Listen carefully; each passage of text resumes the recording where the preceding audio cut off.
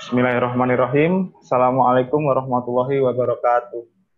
Waalaikumsalam. Yang terhormat Bapak Dr. Raden Bagus Fajri Hakim MSI dari Universitas Islam Indonesia selaku pemateri pada pagi hari ini. Selamat pagi Pak Hakim. Selamat pagi Mas, Alhamdulillah. Yang terhormat Bapak Dr. Anang Kurnia. Selamat pagi Pak Anang. Pagi, ya silakan. Ya, serta teman-teman peserta kredit earning yang kami banggakan.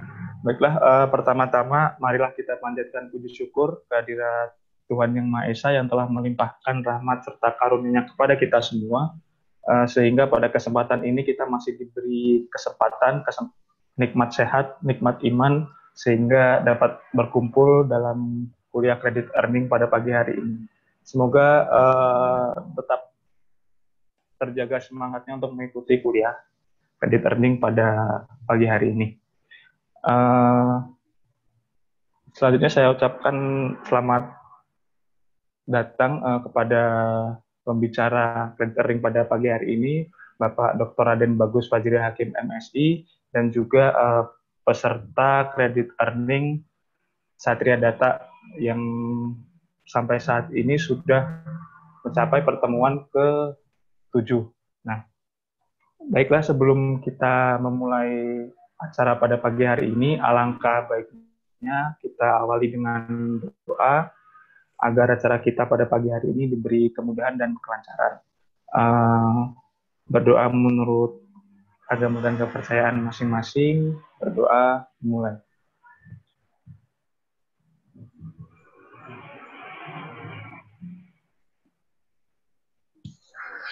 Baik, berdoa selesai. Selanjutnya silakan Ayu.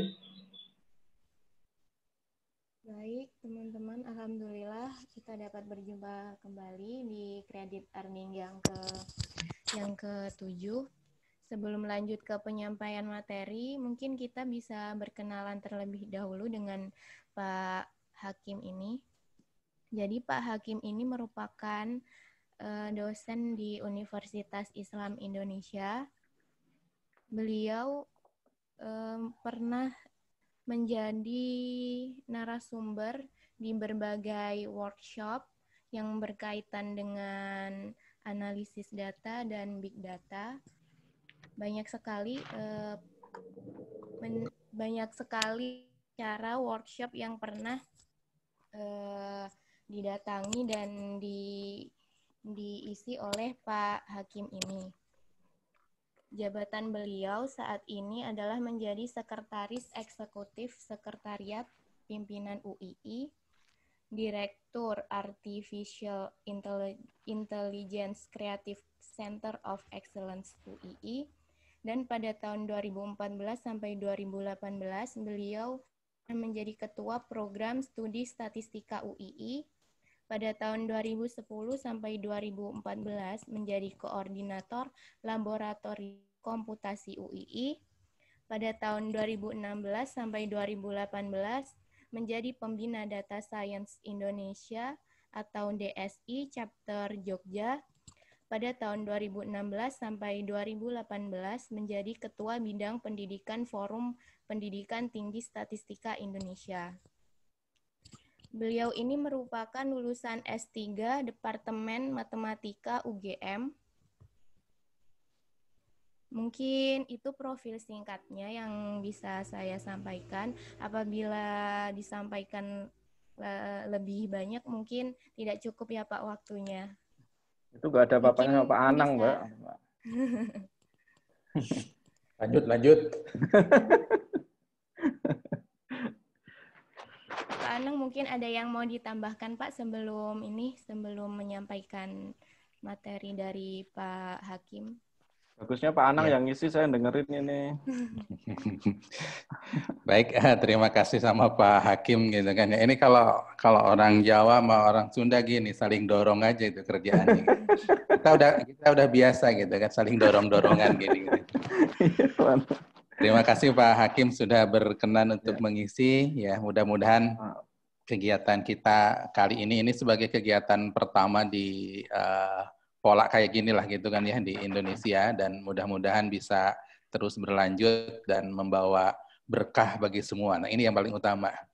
Berkah bagi kita semua, bagi pengajarnya, bagi mahasiswanya, dan bagi pendidikan nasional, khususnya perstatistikan dan data sains di Indonesia. Ya, terima kasih intinya Pak Hakim, silahkan dimulai. Baik Pak, sebelum ke penyampaian materi, saya akan menyampaikan bagaimana teknis untuk sesi tanya jawab.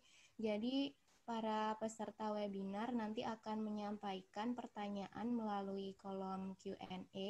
Nanti peserta harap mencantumkan nama dan asal perguruan tinggi. Nanti akan dijawab di sesi tanya jawab. Mungkin itu saja dari saya.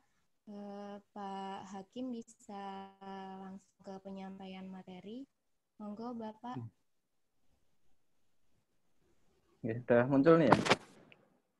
Sudah Pak. Sudah Pak, sudah muncul. Bismillahirrahmanirrahim. Assalamualaikum warahmatullahi wabarakatuh. Waalaikumsalam. Alhamdulillah rabbil alamin. Allahumma sholli wa sallim wa barik ala Muhammad wa ala alihi wa sahbihi ajmain. Amma ba'du. Ya. Alhamdulillah, selamat pagi pada semuanya. Pertama kali saya merasa ini suatu kehormatan bagi saya ya. Terima kasih sekali Pak Anang yang telah memberikan kesempatan kepada saya untuk bisa sama-sama sharing ini ya. Terutama sharing pengalaman yang sebenarnya nggak ada apa-apanya dengan Pak Anang nih. Ya. Beliau termasuk salah satu guru saya ya. Saya sering juga ke IPB dulu mendengarkan beliau untuk kuliah, memberi pengajaran dan sebagainya. Nah ini alhamdulillah jadi ada kesempatan untuk bisa bersama ya, memajukan bidang studi statistika dan ilmu data science yang terus berkembang ini kepada semua teman-teman ya yang sangat berminat terhadap perkembangan dunia data yang sangat luar biasa ya. Kecepatannya mungkin dibandingkan dengan ilmu lain yang sangat cepat adalah memang perkembangan data ini. Terima kasih juga kami sampaikan pada seluruh panitia ya, Mbak Kofahayu, Mas Alfam, dan Pak Mulyanto tadi yang memberikan kesempatan juga yang sudah menghandle koordinasi untuk kuliah pada pagi hari ini. Nah ini saya mendapatkan jatah materi ini ya, sudah sampai kredit earning 7 gitu. Yang sebelumnya saya nggak tahu ini yang kredit earning sebelumnya ya. Ini juga dapat bagian yang supervised learning yang 42. Ya, kayaknya yang agak susah ini karena SVM sama ANN. Ya, jadi materi yang support vektor mesin itu kan lumayan lah, karena harus belajar vektor dan sebagainya. Kemudian yang ANN sebenarnya lebih simple gitu ya, hanya pendekatan derivasi dan seterusnya. Nah, ada jauh yang lebih penting sebelum kita sampai mengenal mesin learning yang serba otomatis itu, maka kita harus punya konsep awal dulu terhadap data, terutama big data ini. Ya. Ini saya akan mulai. Oh ini yang tadi nggak perlu ini. Nah kita memang saat ini mendapat timbunan data yang luar biasa banyaknya ya. Yang paling terkenal memang adalah istilah 3V ini. Ya. Volume, ya, velocity, sama variety. Ya, ini didapatkan banyak dari berbagai apps, ya, kemudian berbagai layanan platform website gitu ya. Shopee misalkan ini. Oh, ini padahal hari ini ya tanggal 9 bulan 9 ini kan gratis ongkir ya. Ini pada rebutan ibu-ibu biasanya ini. Mbak-mbak juga ini ya, lumayan gratis ongkir ini ya. Kemudian tiket.com ya, belum berita Twitter, detik.com ya, yang setiap hari pasti dilihat gitu ya, setiap menit, setiap detik pasti ada yang mengakses ke sana gitu ya. Nah, ini menjadikan timbunan data yang sangat luar biasa ya, yang kemudian kita kenal dengan istilah 3V ini. Ada yang sampai 5V, ada yang 7V, dan seterusnya. Ya, kita ambil yang sedikit saja, yang volume, variety, sama velocity ini. apa efeknya nanti terhadap dunia statistika, dunia data science, ya terhadap kita, ya terhadap teman-teman yang pelajari data, nanti kita bisa lihat bersama. Nah, volume terutama ya, ini sangat luar biasa. Sekarang banyak penyedia cloud gitu, ya Google juga menyediakan dan seterusnya. Nah, kita sendiri kalau di kampus misalkan mau membangun data center sendiri juga biaya maintenance akan sangat berat ya. Karena otomatis memang data yang masuk juga akan sangat banyak gitu, sehingga seringkali malah kita lebih baik ya langganan cloud gitu ya. Ini juga dengan maintenance yang sangat bagus ya, biaya maintenance juga perlu dipertimbangkan. Nah, kalau kita membuka sendiri, tapi kalau kita langganan cloud kita sudah nggak mikir lagi dengan penyediaan listrik dan sebagainya. Nah, ini sedikit cerita kalau di UI ini kan di atas lereng Gunung Merapi gitu. Jadi kebanyakan listriknya itu sering mati gitu ya. Jadi kita juga sudah bangun genset sendiri gitu, tapi memang ada rasa was-was ya ketika listrik mati ya, genset ternyata ada kendala misalkan gitu, maka data centernya juga pasti akan mati, sehingga kita bisa gabung dengan Google Cloud dan seterusnya.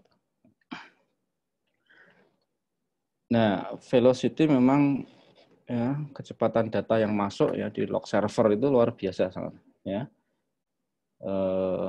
Kita sebagai pengguna kadang tidak mengerti gitu, tidak tahu. Kita hanya tahunya membuka app gitu ya, membuka website, misalkan per hari hanya ya 1 jam, 2 jam, 3 jam misalnya gitu.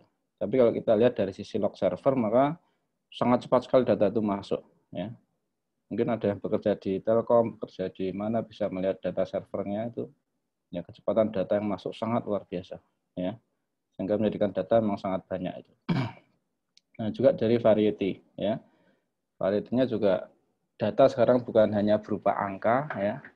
Data gambar, data wajah ya. Data pemandangan, data mobil, data dan sebagainya, gambar itu sudah ada semua kalau sudah dianalisis. Kemudian data audio, ya, data teks, ya, sekarang semakin menarik. Ya. Tidak bisa lagi kita hanya berkecimpung dengan data yang berupa angka, ya, tapi mau nggak mau harus berkembang menjadi berbagai macam data yang sangat mungkin ditimbulkan oleh berbagai device, ya.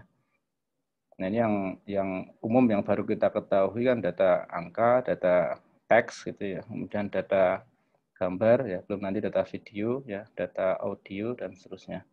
Mungkin nanti ke depan ada lagi. Kalau dunia dunia cuaca mungkin sudah mengenal data warna ya, warna kalau merah, kalau biru, kalau hijau, terjadi hujan, badai dan seterusnya. Ya. Nah, ini yang bikin pusing ya, akhirnya kita semua jadi pusing ya terhadap 3V ini ya, volume, velocity, variety. Ya. Tapi bagi ya, pekerja bisnis ya, bagi orang yang suka data dan seterusnya, maka ini harus menjadi sebuah peluang yang sangat berharga. Apa yang bisa kita lakukan ya, volume, velocity, variety, mau nggak mau masuk ke laptop kita gitu. Ya. Mau nggak mau kita harus bisa mengolahnya, mau nggak mau kita harus bisa mengorganisirnya, ya. Kemudian memetakannya dalam tabel-tabel yang kita mampu untuk melihatnya gitu ya. Kemudian kita bisa menganalisisnya, kemudian bisa menyajikannya dalam berbagai visualisasi gitu. Gunanya apa? Pasti akan gunanya kan sangat berharga untuk pengambil keputusan di dunia bisnis dan seterusnya. Ini salah satu rapat di PNG ya. PNG itu sebetulnya apa lupa ya? Ya, produk kosmetik itu.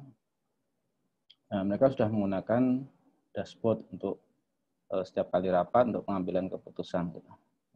Ini bagus kalau ini ya, rapat-rapat berdasarkan dengan data gitu.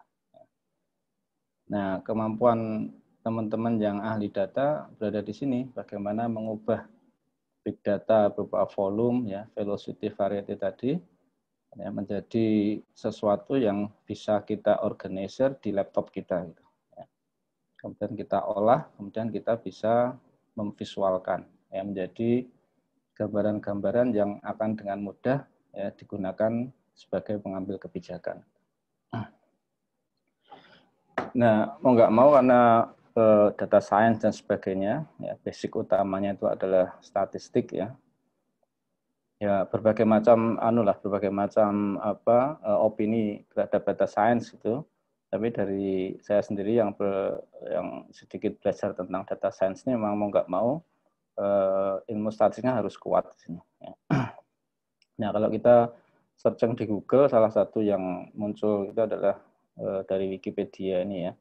Maka dia bilang statistik is the discipline that concern the collection, organization, analysis, interpretation, and presentation of data.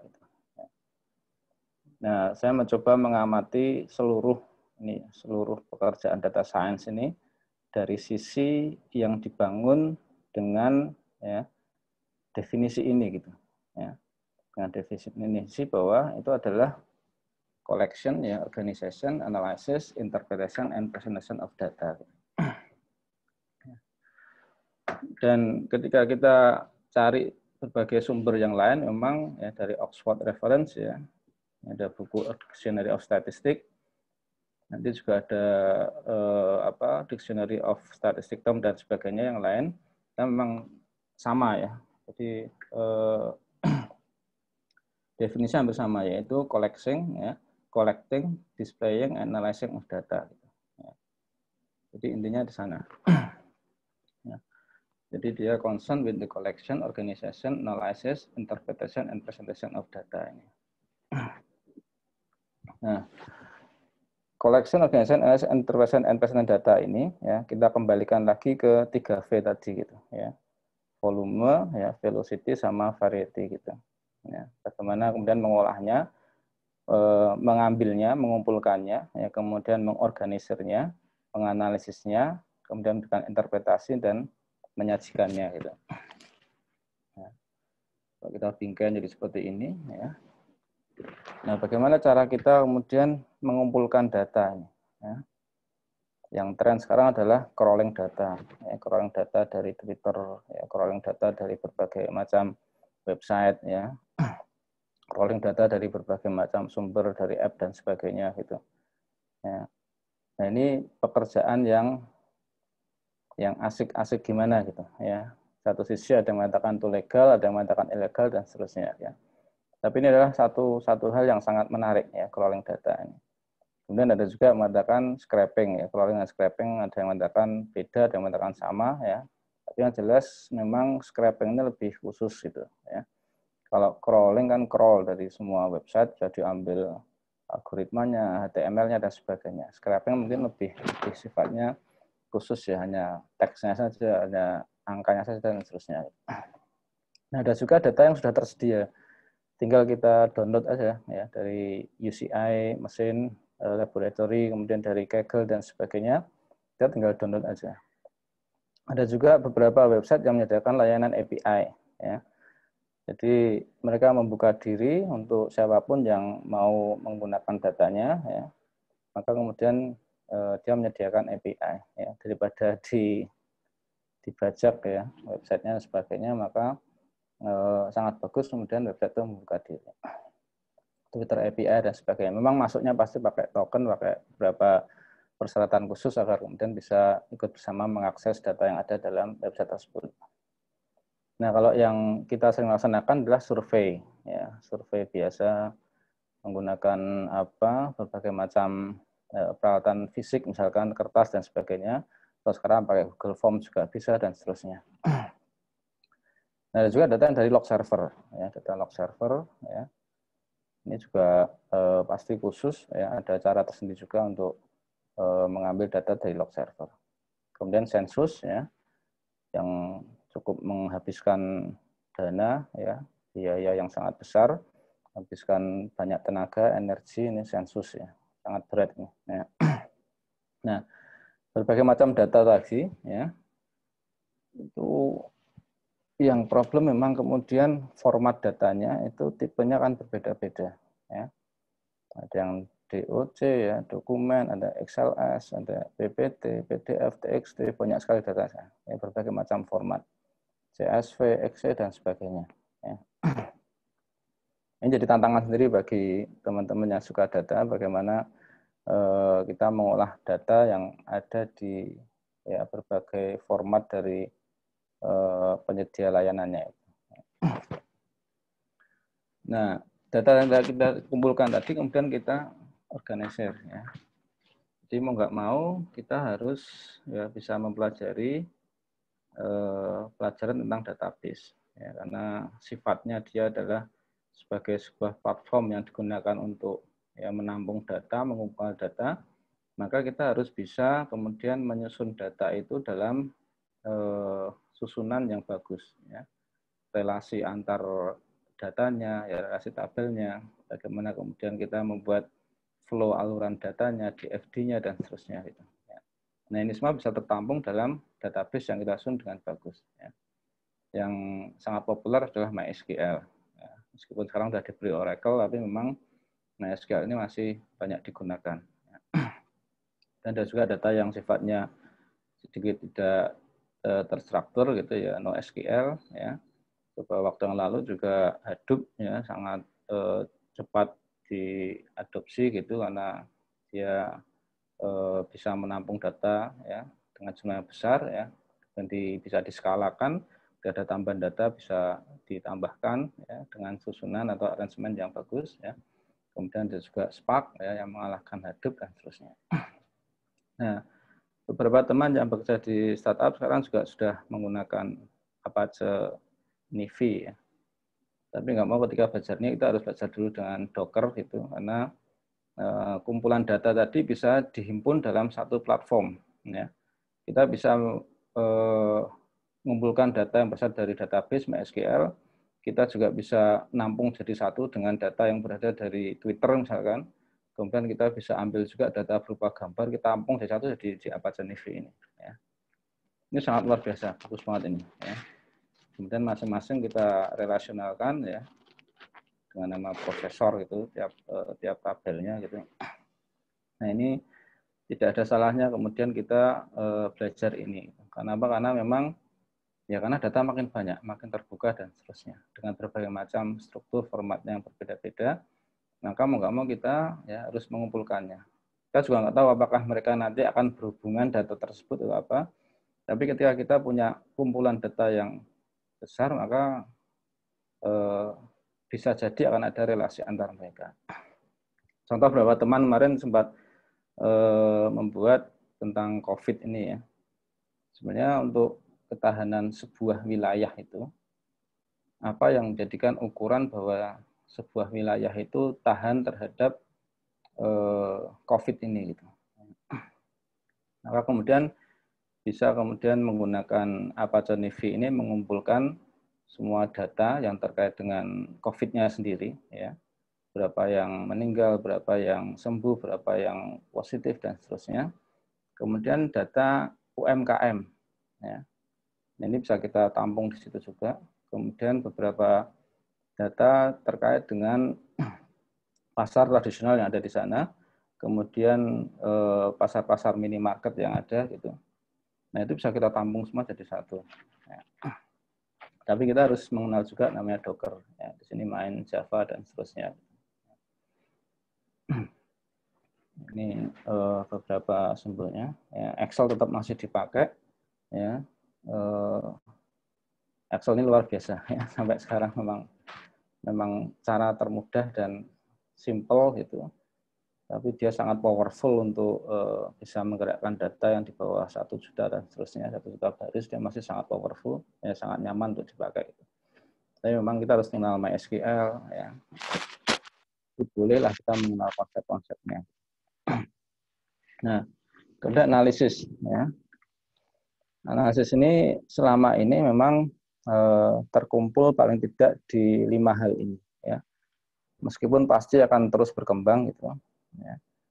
Jadi association rules ya kita membuat tidak tahu awalnya datanya, kemudian bisa melihat ya hubungan di antara data tersebut gitu. Ya. Contohnya adalah market basket analysis gitu ya. Dari data-data penjualan transaksi gitu, kemudian kita bisa tahu bahwa ya misalkan popok bayi ya, ternyata sering dibeli bersamaan dengan bir, ya, itu yang papernya Agra pertama kali ya, yang sangat menarik itu. Ya. Kok bisa kumpulan dari transaksi data yang sedemikian besarnya, kemudian hasil akhirnya itu muncul bahwa ternyata popok bayi itu sering dibeli bersamaan dengan bir, ya kan aneh ya. Atau mungkin ketika dilihat datanya itu yang banyak di situ adalah data tentang pas hari pas cuaca dingin ya, sehingga mungkin bayinya ya sering pipis gitu ya, kemudian orang tuanya untuk menghangatkan badan maka dia perlu minuman penghangat, kasih bir ya. Atau mungkin kalau bayinya sekalian pengen hangat ya dikasih bir sekalian biar nggak pipis terus gitu ya. Nah, ternyata setelah disediki memang ya itu adalah dilihat profilnya adalah ternyata bapak-bapak muda gitu ya, yang dititipi oleh istrinya di rumah. Pak, kalau pulang jangan lupa ya belikan sekalian popok bayi ya. Nah, ternyata kalau beli popok bayi bapaknya juga beli bir gitu, ya. Ini sangat aneh kenapa? Karena memang tidak pernah tahu sebelumnya ya. Dia bukan clustering, dia bukan klasifikasi, tapi dia memang hubungan kaitan antar data gitu ya. Apa hubungannya bir sama popok bayi? Enggak ada gitu ya. Tapi ternyata memang dalam satu keranjang itu sering muncul bersamaan. Kemudian clustering gitu. Ya, ketika data itu ukurannya semua pakai jarak ya, ketika data itu memang ya sangat dekat dengan yang lainnya, kemudian sangat jauh dengan kumpulan yang lainnya, maka otomatis dia akan terkelompokkan, tercluster gitu ya. Nah, berbagai macam cara untuk membuat ya, untuk melihat cluster ini memang teknisnya macam-macam ya. Nah, terus berkembang. Nah, ketika cluster maka kemudian kita buat segmentasi, profilisasi, nah kemudian kita tetapkan bahwa ini ya cluster 1 2 3 menjadi sebuah kelas 1 2 3 ya. Maka orang kalau punya tipe kayak gini, profil kayak gini pasti dia masuk ke kelas 2 ya, kelompok 2, maka kita anggap dia di kelas 2. Kalau orang masuk seperti ini maka kita anggap sebagai ya, kelompok 3 atau kelas ketiga ya. Nah, seperti lanjutannya clustering dan klasifikasi bisa dilanjutkan seperti itu. Nah, regresi menjadi kalau kita lihat KD Najet ya, teknik yang paling sering dipakai ya dalam seluruh ya, bisnis yang ada itu ternyata regresi. Ya. Luar biasa regresi. Ya. Dia bisa dianggap sebagai klasifikasi. Kenapa? Karena setiap ya, variabel independen yang ada itu juga mengerucut ke satu ya, variabel dependen. Ya, ada targetnya, termasuk yang supervised. Ya. Ya, juga kemudian time series. Time series juga bisa masuk dalam klasifikasi karena apa?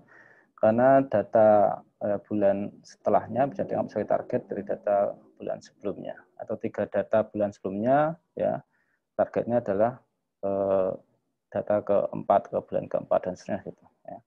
Nah, ini yang paling ramai. Ya.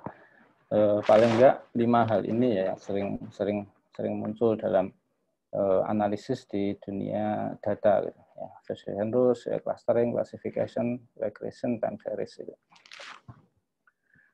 Nah, interpretasi ya berbagai macam lah ya, yang contoh by confusion matrix ya, accuracy, classification rate ya, model. Nah, ini nanti kita bicara tentang model ini. Bagaimana cara kemudian kita bisa menyimpan model ini ya.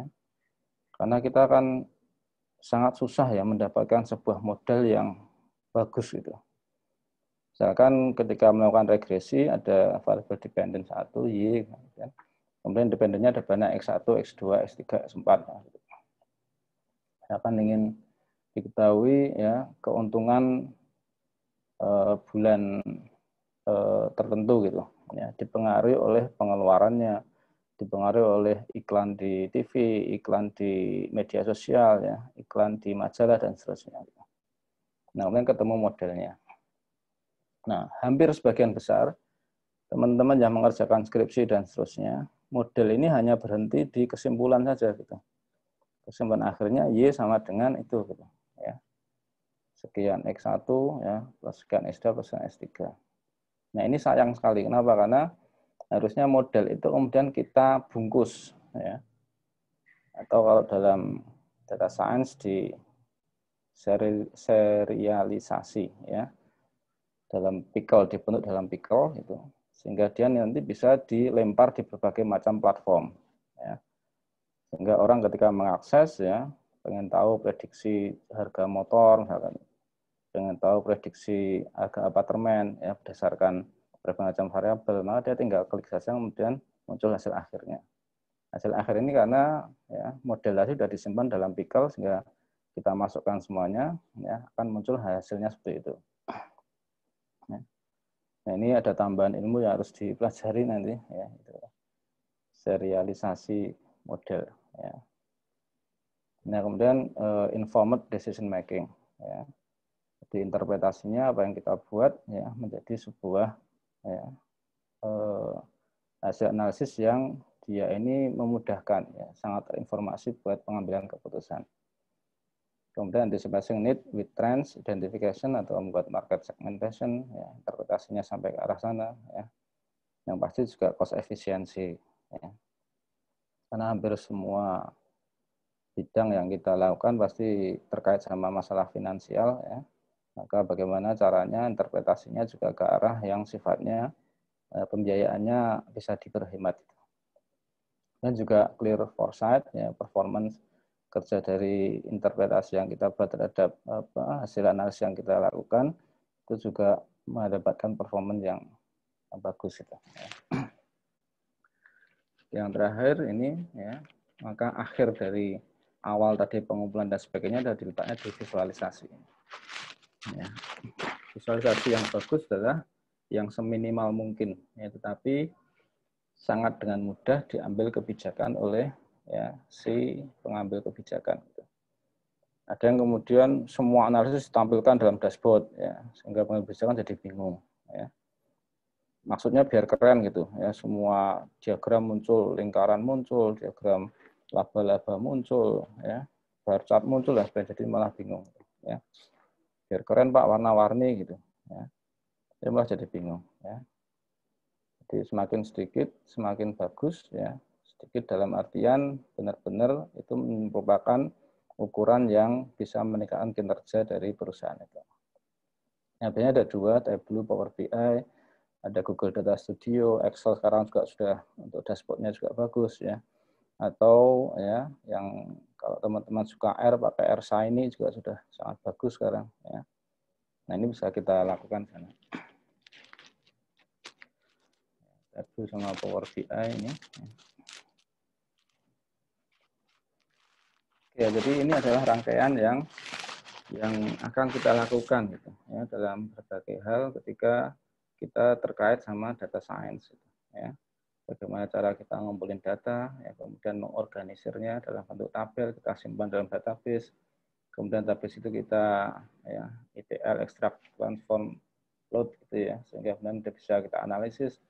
Hasil analisis kita dalam bentuk model bisa kita simpan ya, dengan interpretasi yang bagus, confusion matrix-nya, misklasifikasinya sangat kecil dan seterusnya, kemudian bisa kita presentasikan. Nah, seringkali ya collection organization ini orang nyebutnya dengan data engineering. Data engineering. Teknik data, teknik pengambilan data. Kalau di kita biasanya teknik sampling, survei, ya, desain eksperimen, ya, rangkaian percobaan, dan seterusnya. Nah, kemudian data analytics ya, dari awal organization, memilih mana variabel yang akan digunakan, kemudian mengecek ya, variabel tersebut, kemudian analisisnya, kemudian menginterpretasinya disebut dengan data analytics di sini. Nah, yang terakhir ini kemudian kita sebut dengan data visualization. Ya. Nah, kalau sempat kita lihat di berbagai macam ya, sebagai komparasi saja untuk ketika kita menyusun kurikulum, kemudian kita bisa juga melihat dari lowongan pekerjaan ya yang ada di berbagai macam platform gitu. Ya, biasanya ada permintaan khusus gitu ya, orang yang bekerja sebagai ya, data visualisasi, data visualizer. Gitu, ya. Nah, kemudian kita lihat syarat-syaratnya. Ya.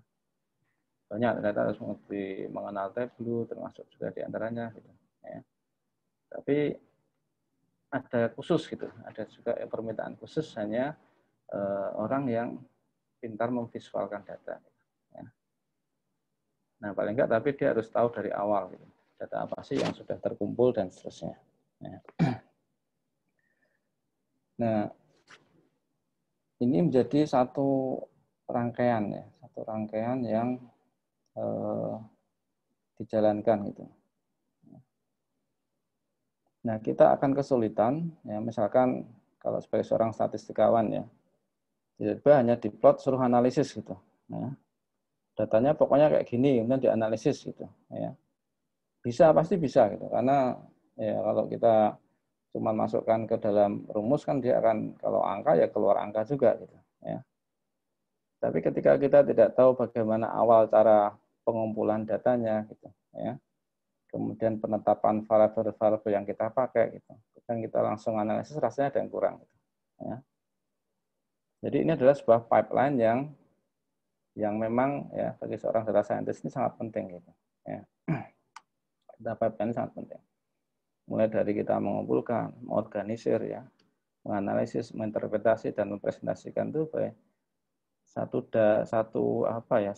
pola kerja yang harus dilakukan gitu ya. Ketika sudah visualisasi sudah bagus, kita balik lagi ke depan gitu ya. Dari awal big data tadi gitu ya. Kita tidak mungkin kemudian ya, mengambil populasinya gitu ya. Nah, teman-teman biasa pengambilan data itu dibatasi jam 12 malam gitu. Jam 12 malam data itu dikumpulkan gitu ya. Langsung kita buat algoritmanya, cara pembersihan datanya, dia bisa masuk dalam database kita, di MySQL kita, gitu. Di MySQL itu kita tarik lagi datanya, dan kemudian kita analisis, ya. Analisis muncul modelnya. Modelnya itu adalah ya dari model sebelumnya, dari hari sebelumnya, 12 malam sebelumnya, kita set lagi, ya, dan muncul atau ada perbedaan ya weight atau bobot di setiap X1, X2, dan seterusnya. Ya. Model kita bungkus lagi jadi pickle gitu ya. Kemudian kita masukkan lagi dalam websitenya, kita tanam di servernya, kemudian dari website yang dibuka, ketika ingin mengisikan prediksi gitu, ya, dia akan berikan hasilnya seperti itu. Ya. Jadi langkah-langkah yang terus berulang gitu. Ya. Atau misalnya kita bisa juga ya, pengambilan datanya setiap 1 minggu sekali, ya, karena prediksi kita 1 minggu sekali itu akan terjadi banyak perubahan gitu. Kalau diambil per hari mungkin tidak terlalu banyak perubahan, maka diambilnya seminggu sekali atau 1 bulan sekali. Meskipun datanya jadi sangat banyak. Gitu. Ya. Nah, proses data pipeline ini mau nggak mau kita harus mengenal tambahan-tambahan ilmu yang bisa mendukung ke arah sana. Gitu. Ya. Nah, kita harus mengenal paling enggak web atau app framework. Ya. Yang banyak digunakan sekarang, yang baru tren adalah pakai Flask. Ya. Sayangnya di R belum ada Flask ya. Kalau teman-teman yang suka data pakai Python maka dia akan mengenal Flask ya. Atau yang sudah sering pakai sebelum Flask ini pakainya Django ya, pakai Django. Nah, sebenarnya buat apa ya? Buat ya agar bisa terhubung aja antara server dengan website atau apps gitu ya. Kemudian model yang sudah kita bangun tadi kita serialisasi ya, kemudian kita bungkus dalam pickle gitu ya.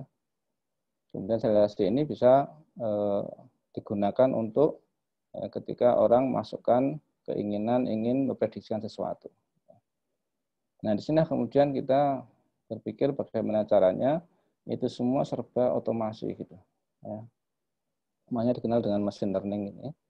Bagaimana kita menyeting sebuah algoritma. Ya, algoritma ini kemudian bisa bekerja dengan ya katakanlah sendirinya gitu. Ya. Setiap hari kita set jam 12 malam ya, data terkumpul, kita bungkus, bersihkan, ya, masuk di MySQL, ya, MySQL sudah rapi, kita tarik datanya, ya, yang ingin kita inginkan adalah tabel ini, kita joinkan, kemudian kita analisis di sana, ya, muncul sebagai model, dan ini kita interpretasi, ya, kita tampilkan dalam sebuah website, ya, website itu nanti diisi orang, ya, orang kemudian tinggal klik dan seterusnya, maka muncul hasilnya prediksinya. Ya. Balik lagi ke depan lagi, ya, kemudian ngumpulin lagi data yang seperti itu. Ya. Ini bekerja terus. Nah, Sehingga dalam beberapa kurikulum teman-teman statistik akan terus berkembang seperti ini. Kenapa? Karena memang ya, ketika setting awal MySQL, kalau hanya misalkan ya teman-teman informatika bekerja sendiri gitu, maka nanti akan berbeda impian ya, impian variabelnya yang diinginkan guna melihat performance dari perusahaan itu gitu ya.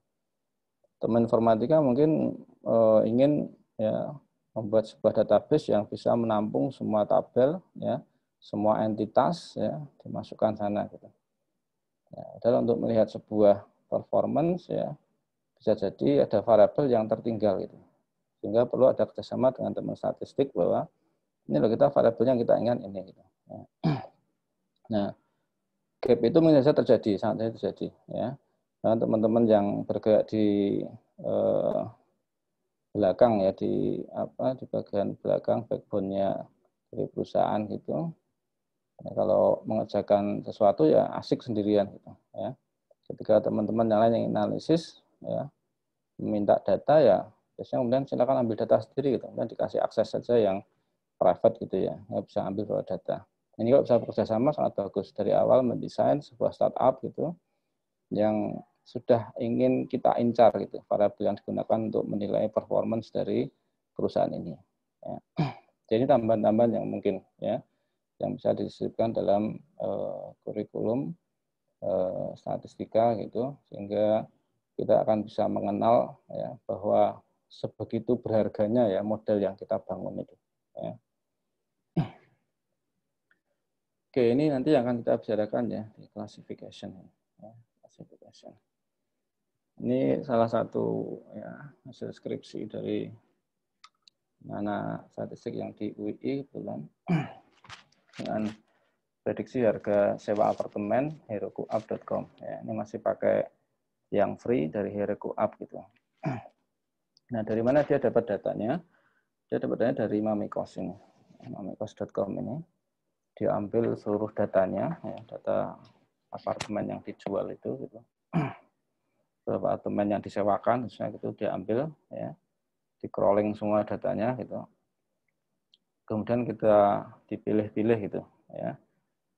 Disesuaikan dengan keinginannya bahwa ingin membuat prediksi harga sewa apartemen ya.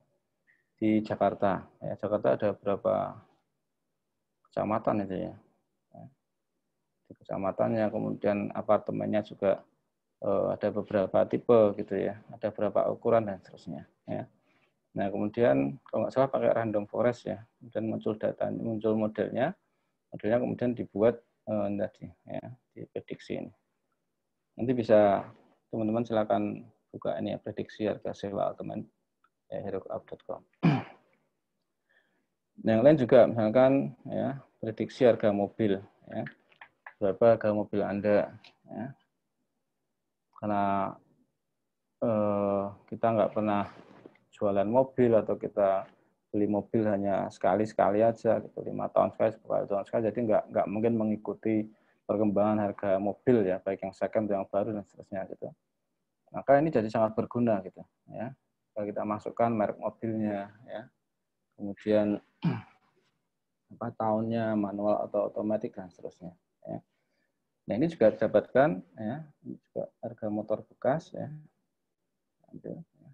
Ini crawling dari data yang sangat mudah didapatkan di Carmody ya. Nah, ketika teman-teman suka data, maka melihat halaman website itu gembira, riang gembira, ya, cerah ceria gitu. Sehingga nggak ada alasan ketika mau skripsi gitu, wah Pak saya susah ya cari datanya, itu jelas nggak mungkin. Ya. Karena itu hal yang aneh gitu, ya. Untuk kasus ini ya. Tapi untuk kasus yang apa, yang misalkan HIV, AIDS gitu mungkin susah untuk dapat datanya ya. Tapi kalau data seperti ini kayaknya sudah sangat luas gitu ya. Nah, ini kan layanan data yang tersedia sangat bebas ya. Daripada kita nanyain tiap orang gitu ya, ke dealer-dealer dan sebagainya, nanya harga mobil motor bekas ini berapa, harusnya tinggal kita pakai ini aja gitu ya. kita crawling datanya semua, kita kumpulkan, masukkan dalam Excel atau MySQL gitu, ya. Kita susun dalam tabel gitu. Kalau bisa dibuat otomasi, setiap kali ambil ini maka langsung masuk di MySQL. Kemudian ketika kita ingin memprediksikan harga atau ingin hanya membuat kaitan antara sebuah wilayah ya dengan harga sebuah motor gitu, maka kita ambil variabel yang kita inginkan gitu, ya. Nah, ini kemudian kita set, ya, kita analisis, ya, muncul modelnya, model kita bungkus jadi pickle, kemudian kita buat website baru, ya. Website baru ini kita tanam dalam sebuah server, di mana servernya sudah ada sebelumnya, kita tanam model tadi, gitu, ya. Sehingga muncul, ya, website seperti ini. Ya, ya. Yang seperti ini gitu ya. Ini kalau Anda punya LinkedIn gitu, ya, skripsinya ditempelin di LinkedIn gitu, ini langsung Anda diburu sama ya teman-teman yang bekerja di startup. Ya. Kenapa? Karena anak-anak yang skripsinya bisa seperti ini, maka dia sudah mengenal dari awal pengumpulan data, dia mengenal web framework gitu ya, dia mengenal Flask, mengenal Django, kemudian dia mengenal Pickle, ya, dia mengenal dan seterusnya gitu. Bahkan analisisnya juga ini kan membandingkan antara sekian banyak teknik klasifikasi ya, sampai muncul kemudian harga gitu ya, pakai random forest, pakai decision tree, pakai SVM, pakai naive Bayes dan seterusnya ya. Memang sekarang kita diberikan kemudahan hanya menggunakan itu dalam satu baris perintah aja ya, fit SVM ya, naive Bayes dalam kurung apa itu data dan seterusnya, itu bisa ya. Tapi bagi seorang statistikawan itu harus tahu gitu bagaimana konsep atau cara kerja metode-metode tersebut gitu ya. Naive Bayes itu cara pekerjaannya seperti apa ya, penggunaan teorema Bayes dalam naive Bayes itu seperti apa gitu. Bagaimana konsep decision tree, bagaimana konsep artificial neural network gitu ya. Terkait sama penurunan bobot di setiap node ya. Kemudian fungsi aktivasinya seperti apa, kenapa fungsi kita pakai sigmoid dan seterusnya. Nah, itu teman-teman yang dari matematik, statistik itu harus tahu seperti itu gitu, ya. Karena nanti bisa mengukur ya kinerja dari sebuah model, dari situ kita bisa merubahnya dari situ. Kenapa kita pakai SVM dibanding naive Bayes untuk kasus tertentu? Kenapa kita pakai SVR, support vector regression ya dibandingkan yang lain gitu. Nah, konsep-konsep lain harus tahu ya, harus tahu. Dan perlu diingat bahwa ya yang kita lakukan dalam big data ini itu hanya sampel ya. Tidak pernah kita bisa ya sebesar apapun data yang kita dapatkan itu dia pasti bukan populasinya ya. Sehingga asumsi-asumsi yang kita katakan klasik dia masih harus berlaku di sana ya. Dan perlu kita ingat bahwa big data is big error juga gitu ya. Bukan big data kemudian less error, enggak ya. Big data ya big error juga gitu, ya. Sehingga konsep-konsep awal bagaimana populasi sampel itu harus tahu juga ya. Apa dengan parameter, apa dengan statistik dan seterusnya harus tahu. Nah, munculnya ini juga berdasarkan berbagai macam perbandingan akurasi, ya, klasifikasi, sehingga kita bisa menetapkan bahwa metode inilah yang kita pakai untuk prediksi. Oke ya, nah, ini beberapa analisis yang sering dipakai tadi. Contoh aja ini, kalau kita punya data seperti ini yang sangat banyak gitu ya.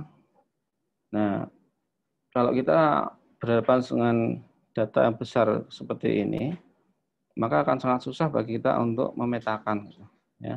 Yang paling baik memang kemudian dia dibuat scatter plotnya lah minimal, dibuat plotnya. Gitu, ya. Buat apa sih kita buat plotnya seperti ini? Ya. Buat apa? Yang paling penting adalah patternnya. Gitu. Ya. Ketika kita tahu pattern dari data tersebut, maka akan sangat mudah. Ya. Kemudian untuk memprediksikan, ya, memforecast, ya, mengira-ira, ya, mengekspektasi dan seterusnya gitu. Ya.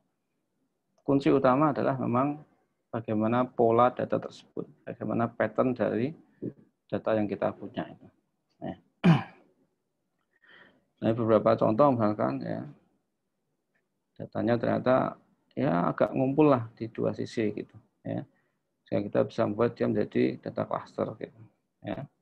Biasanya ada sedikit gap di nilai gitu ya. Atau ada outliers di antara kumpulan data itu gitu ya. Jadi visualisasi itu menjadi hal yang sangat penting gitu. Dan semakin berkembangnya teknologi itu, kemudian bisa banyak sekali software visualisasi, itulah yang harus kita gunakan. Gitu, ya. Kalau dulu orang akan sangat susah membuat visualnya karena teknologinya nggak mencapai sana. Gitu. Tapi sekarang karena semakin berkembang, maka otomatis visualisasi menjadi hal yang akan memudahkan bagi pengambil kebijakan. Gitu. Ya. Tidak lagi berupa kata-kata yang harus kita buat ya dengan indah gitu, tapi jauh lebih ya menyenangkan kalau kita bisa memvisualkan. Ya, memvisualkan. Kalau ada teman-teman yang sudah mengenal TSNI ya, T_SNE ya, TSNI itu kan dia sampai bisa membuat lebih dari 3 dimensi ya. Untuk memetakan misalkan ya teks ya, dan bisa lebih dari itu gitu. Ya. Kemudian ada Neo4j misalkan. Ya. Neo4j juga sebuah konsep network yang sangat bagus itu. Itu juga bisa membuat network di antara sekian banyak orang ya, bisa sampai dalam-dalam gitu, ya lebih dari 3 dimensi. Nah, ini visual menjadi kekuatan besar bagi mengambil keputusan ya, untuk melihat ya, mengekspektasi, memprediksikan ke depannya seperti apa. Nah, ini juga misalkan ya. Ya, jadi sudah terlihat ya paling enggak ada 3 klaster gitu ya. Nah, kemudian klaster itu kita buat menjadi kelas-kelas gitu ya. Ini contoh-contoh dari beberapa yang sudah saya searching gitu ya. Klasifikasi yang dilakukan oleh teman-teman itu ya. Yang sering sekarang adalah sentimen ya. Klasifikasi komentar positif pada Twitter dengan naive bias gitu ya. Kemudian akun Facebook ya. Ini karena apa ini? Ya. Salah satu layanan media sosial yang digunakan pihak ya UIN Suska Riau ya, sebagai layanan pelanggan ya. Mengangkat sistem akademik baru mengalami peralihan, maka kemudian ya menggunakan Facebook untuk layanan pelanggan itu ya. Kemudian digunakan untuk mengklasifikasikan keluhannya ya. Nah, ini sudah bagus nih ya. Kemudian klasifikasi pelanggan listrik rumah tangga bersubsidi ya. Nah, ini juga perlu ya kita membuat klasifikasi, jangan sampai ada kesalahan ya yang harusnya disubsidi malah orang yang kaya gitu ya, yang enggak disubsidi malah orang yang miskin dan sebagainya gitu ya. Jadi kita harus bisa membayangkan ketika teman-teman deskripsi atau pekerjaan apa, bahwa hasil yang kita buat itu sangat digunakan ya oleh para pengambil kebijakan. Jadi bukan hanya karena Pak Anang dosen pembimbingnya gitu ya, kemudian wah ini mau tak selesaiin aja lah gitu. Tapi memang kita punya impian besar bahwa model yang kita bangun itu nanti akan berguna bagi negara. Gitu. Ya. Ini sangat penting ya, ketika kita ambil skripsi jadinya beneran gitu, ya serius gitu. Pembiayaan nasabah koperasi syariah, ya. Dulu mungkin nggak kepikir gitu, ya teman-teman yang syariah gitu. Sekarang makin berkembang perekonomian syariah, kemudian nasabahnya makin banyak ya. Dulu hanya ngapalin aja. Oh kalau Pak ini datang bisa rutin gitu ya, bayar tiap bulan ya. Di bawah tanggal 5 dia sangat rajin, pasti sudah membayar gitu ya, bayar kreditnya dan sebagainya gitu ya. Tapi makin berkembang orang makin banyak, maka paling enggak kita harus membuat sebuah teknik klasifikasi gitu ya, sehingga sudah ketahuan ya, ketika baru datang saja sudah ketahuan, wah ini sudah pasti enggak kreditnya nggak lancar ini, jadi nggak usah dikasih, nah gitu. Ya. Nah, perhitungan-perhitungan itu kan sangat diperlukan ya untuk memudahkan sebuah dunia perbankan itu untuk memberikan layanan finansial bagi nasabahnya. Ya. Kosmetik, ya ini juga sentimen kosmetik. Ya. Kemana bias classifier. Ya. Ini juga perlunya kita mendengarkan dari pelanggan gitu ya. Bagaimana produk yang kita buat ini apakah sudah ya sesuai ekspektasi pelanggan atau masih jauh dari harapan pelanggan. Ya. Dengan itu maka bisa memperbaiki diri untuk produk-produk berikutnya. Gitu. Ya. Ini juga berguna bagi bagian produksi gitu ya. Apa sih yang paling sering direview oleh para pelanggan gitu.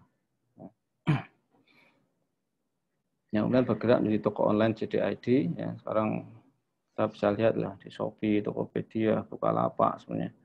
Nah, kita juga harus melihat sentimen ini. Ya. Pun hanya dengan menggunakan emot iconnya gitu, ya. Ikon emosinya kita lihat seperti apa. Gitu. Ya. Karena orang lebih mudah untuk apa ya menyampaikan ya rasa perasaannya itu pakai ikon-ikon emosi gitu. Ya. Nah ini perlu ya. Dulu kan nggak ada sama sekali ini analisis ikon emosi gitu nggak ada ya. Sekarang kan sudah mulai banyak gitu ya. Ketawanya sambil nangis gitu ya. Ketawanya yang hanya kelihatan giginya, yang ketawanya ditutupi pakai mulut. Nah itu kan beda-beda ya. Beda-beda. Punya maksud sendiri-sendiri lah. Gitu. Oke, nah, ternyata perusahaan besar kayak AWS ya. Amazon itu juga dia menggunakan klasifikasi, ya. Dia juga menggunakan support vector machine untuk analisisnya. Dia punya sebuah mesin namanya Amazon ya, Messi Classic itu. Ya. Digunakan support vector machine based classifier, ya. Untuk apa itu? Extract text from WAV, ya, WAV files, ya, dan seterusnya. Ini punyanya Amazon, ya. Google juga menggunakan Google Engine, ya, Supervised Classification. Ya. Ya, perusahaan-perusahaan besar juga menggunakan teknik klasifikasi. Gitu. Ya. Nah, tidak lupa juga ya, ternyata tindak kriminal juga melakukan hal yang sama. Ya. Ini ada orang namanya siapa tapi dijuluki ketek gitu ya. Incar motor penghuni rumah kos di pagi hari. Ya, dia sudah membuat klasifikasi gitu. Ya. Rumahnya bukan rumah yang gedong, rumah yang mewah, tapi yang diincar adalah rumah kos gitu. Dan dia nggak milih waktu malam hari gitu. Ya, dia kalau pencuri kan malam hari, dia milihnya di pagi hari gitu. Ya. Dia sudah membuat klasifikasi untuk berdasarkan pengamatannya. Ya. Oh, ini namanya Budianto ya, SKT. Warga Berkota Semarang. Ya. Dan motornya dia khusus yang dicuri, yaitu Satria FU. Saya nggak tahu FU ini apa nih. Satria motor Suzuki Satria itu ya, yang banter itu. Ya. Saya cari yang FU, sasarannya rumah kos, ya kan. Nah ini ketika ditanya juga, nah ini ya, dia tidak di malam hari. Gitu. Ini luar biasa loh, dalam 2 hari dia sudah beraksi sebanyak 12 kali di 6 tempat. Ya kan, banyak banget ya. Setiap beraksi ya tidak di malam hari seperti pencuri yang lain itu dia milih di pagi hari jam 6 sampai jam 7 gitu. Ya. Sudah sangat spesifik gitu ya, sudah sangat terkelaskan gitu, terklasifikasikan. Ya. Di antara 24 jam itu dia sudah milih pukul 6 sampai pukul 7 gitu. Ya. Nah, kenapa gitu? Itu waktu yang sangat pas ya untuk beraksi karena jam-jam itu ya sepi ya, namun pintu pagar sudah terbuka. Ya. Nah, pas sepi dan sudah terbuka ya bebas masuk gitu. Ya. Dan karena dia sudah apa ya, sudah machine learning gitu tangannya gitu ya. Dia tidak membutuhkan waktu lama gitu ya. Dari pengamatan, ngambil motor, ngambil lokasi, dia hanya butuh waktu kurang dari 5 menit. Ya, luar biasa ya.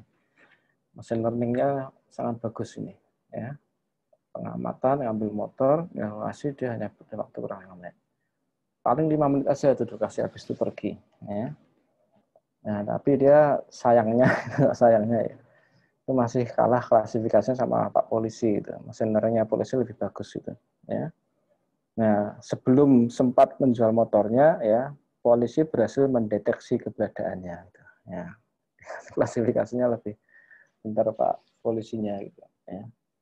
Nah, artinya apa? Artinya bahwa yang kita kerjakan pipeline tadi ya, pengumpulan data, pengorganisasian data, analisis data, itu juga bisa dilakukan oleh ya untuk melakukan tindak kriminal. Gitu. Ya. Artinya semua orang kemudian ketika mengerjakan sesuatu yang karya ilmiah gitu, maka akan melakukan ini. Cuman kemampuan ini memang kemudian ya sangat terbatas bagi teman-teman yang mendalami dari sisi statistik tadi. Ya, kita akan melakukan regresi, ya, kita akan berpikir datanya data apa kategori atau data numerik atau data apa, ya, tipe datanya seperti apa, ya, berapa banyak populasinya, yang sampel yang saya ambil ini apa sudah mewakili atau belum, hasilnya gitu. Ya. Oke, jadi gambaran di depan tadi, ya, paling enggak sebagai rangkaian awal kalau kita memahami ya kenapa perlu ada kemudian machine learning. Ya. Kalau kita cuma punya data 30 ya nggak usah pakai machine learning ya. Ya udah tinggal kita. Tapi karena acuan awal tadi adalah data itu volumenya besar ya. Bermacam-macam varietasnya, kemudian kecepatannya besar. Maka otomatis kita akan butuh ya pembelajaran mesin ya, dari hasil analisis yang kita buat itu agar bisa otomasi gitu, menentukan keakuratan. Tinggal kita setel aja ya. Itu pun setelah melalui banyak hal ya, cross validation ya dan seterusnya. Oke ya. Nah, dalam klasifikasi paling enggak ketika kita menemukan pola yang seperti ini, maka kemudian tugas kita kalau support vector machine ya kita akan memberikan batas gitu. Ya, kita akan mencoba memisahkan di antara kelompok-kelompok itu gitu sehingga tidak salah sasaran, tidak salah klasifikasi. Ya. Yang susah adalah memang kemudian menentukan batas itu gitu. Ya. Dengan berbagai cara agar seminimal mungkin ya misklasifikasinya gitu. Ya. Tujuannya adalah sana gitu. Ya. Tapi ketika susah gitu, maka seberapa banyak sih toleransi yang kita ya, berikan ya untuk terjadinya misklasifikasi ini gitu. Ya. Karena nggak mungkin bisa kemudian memisahkan dengan sempurna. Ya. Bahkan kalau sudah mantan pun kayaknya susah untuk memisahkan dengan sempurna gitu. Ya. Sampai sana. Nah, bagaimana cara memisahkan sepisah-pisahnya gitu. Ya. Susah juga ini ya. Ini pelajaran yang repotnya support vektor mesin ini. Oke ya. Nah, ini akibatnya lah kalau salah sasaran ya salah klasifikasi ya. Ini nggak tahu nih perangkat desa sama saya nggak bisa menerima BLT ini gimana ya. Enggak. Cara klasifikasinya seperti apa gitu. Nah, ini juga DPRD sudah menilai ya data penilaian GPS tak tepat sasaran. Ya. Mungkin para DPRD di NTB sudah belajar machine learning ya, sudah belajar data science. Jadi menilai itu sudah tidak tepat sasaran. Nah, kita akan belajar ini ya, semoga waktunya masih cukup ini. Ya. Barangkali ada pertanyaan ya, sambil kita lanjutkan PPT berikutnya.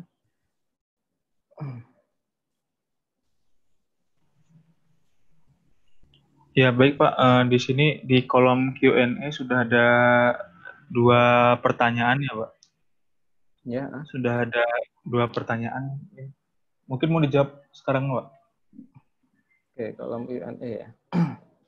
Ya. Ini nanti saya bacakan saja Pak itunya pertanyaannya nanti biar teman-teman sekalian bisa tahu pertanyaannya. Jadi. Oke ya. Ya. Pertanyaan pertama dari Atikah Aulia Putri dari Universitas Negeri Jakarta. Izin bertanya, setelah dilakukan crawling data, dataset supervised learning perlu diberi label klasifikasi. Apabila data yang sangat banyak tersebut hampir mustahil untuk diberi label, perusahaan seperti Google memanfaatkan crowd labeling. Seberapa efektif dan akurat crowd labeling ini? Terima kasih. Terus yang nomor 2, satu-satu dulu. Yang ya mungkin bisa dijawab dulu Pak yang pertama. Iya. Oh, ini luar biasa ya Mbak Atika ini ya, sudah UNC ya. Ini muridnya Pak Bagus Sumargo nih tadi. Ya, dataset supervised learning perlu diberi label klasifikasi. Seberapa banyak ya? Yang jadi masalah itu adalah ketika tidak diberikan label. Ya. Bagaimana kemudian kita akan membuat ciri terhadap ya, data yang seperti itu, gitu, yang mempunyai profil seperti itu. Gitu. Ya. Nah, mau nggak mau memang ya seberapun banyaknya hasil klasifikasi yang ada itu nanti ya, kita harus kemudian memberikan label terhadap masing-masing itu. Gitu. Ya. Nah, ukurannya kembali ketika kita bisa memvisualkan dia dalam bentuk 3 dimensi gitu ya, maka klasifikasinya itu akan mudah. Ya, masih bisa dibuat lah, bisa dipandang, bisa divisualkan, bisa kita lihat gitu.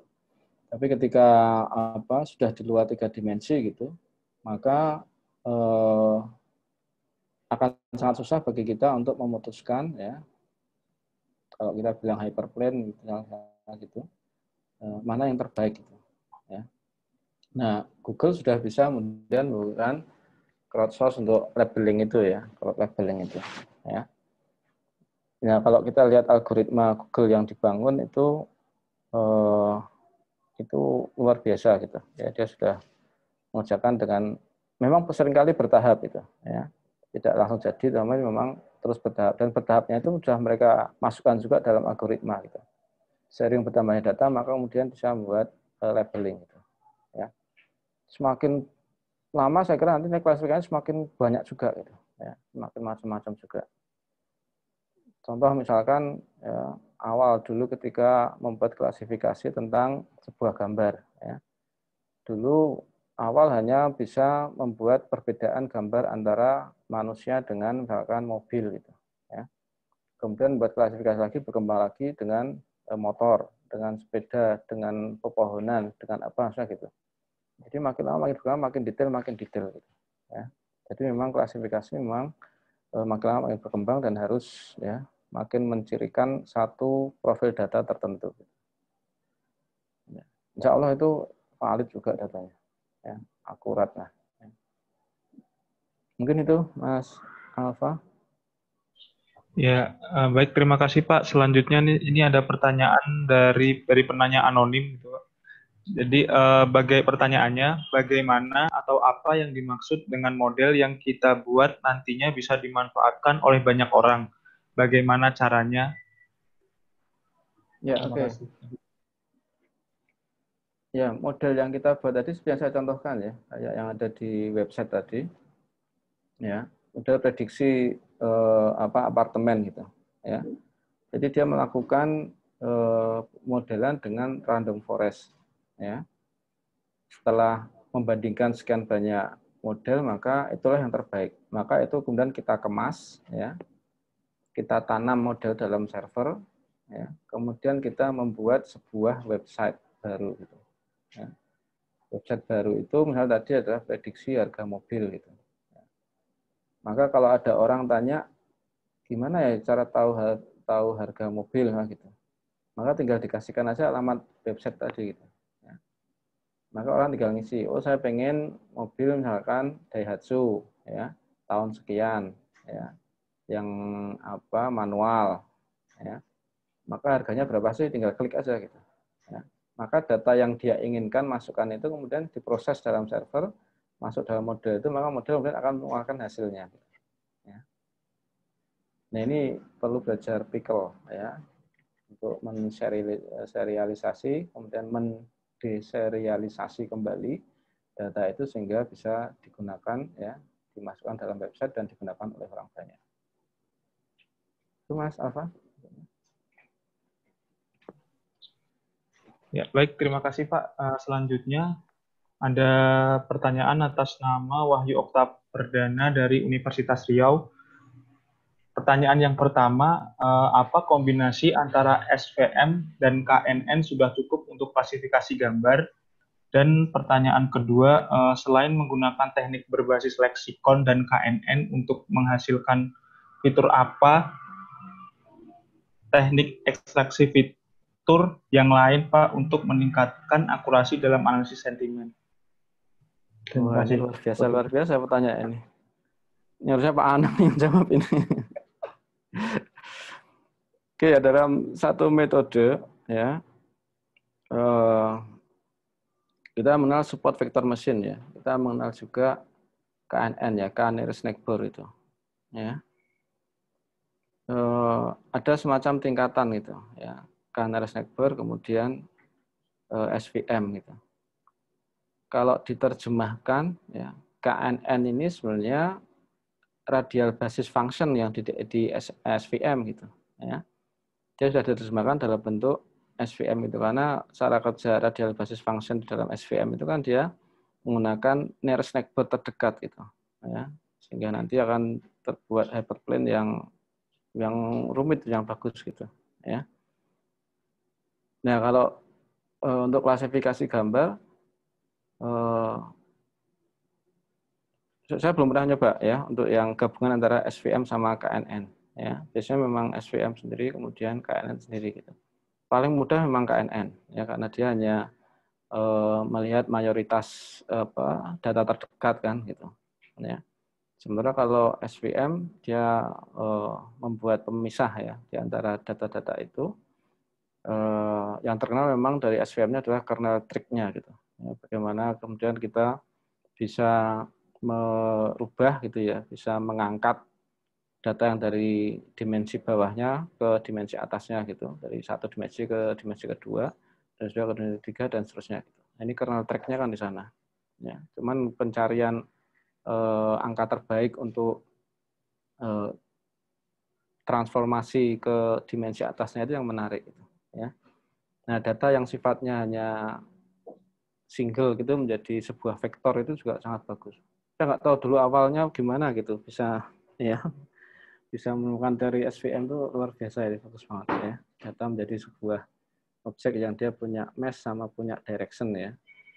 Kalau ini saya lihatkan papernya ya, bagaimana kemudian terpikir nggak ketika Anda baca SVM itu satu objek itu bagaimana dia bisa mencari gitu ya support vektor ya yang akan memisahkan satu kelompok objek dengan satu kelompok data dengan kelompok data lainnya.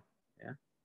Dia menggunakan satu garis M gitu, muter ya, untuk mencari data terdekatnya. Gitu, ya. Data itu ya cari dengan perhitungan vektor bisa ketemu kemudian marginnya. Gitu. Ya. Saya belum lihat yang SVM sama KNN. Ya, itu bisa kalau Anda bisa buat atau beberapa paper yang sudah ada SVM sama KNN bagusnya. Kemudian teknik berbasis leksikon ya. Dan KNN untuk menghasilkan fitur ada fitur yang lain ya. Pastinya ada ya. Pastinya ada ya. Teknik lexicographic order ini kan satu hal yang sudah pasti digunakan ya lexicographic order ini. Bagaimana urutan data ini dalam text mining atau bukan text mining biasanya ya. Ya, untuk analisa sentimen ya. Nah,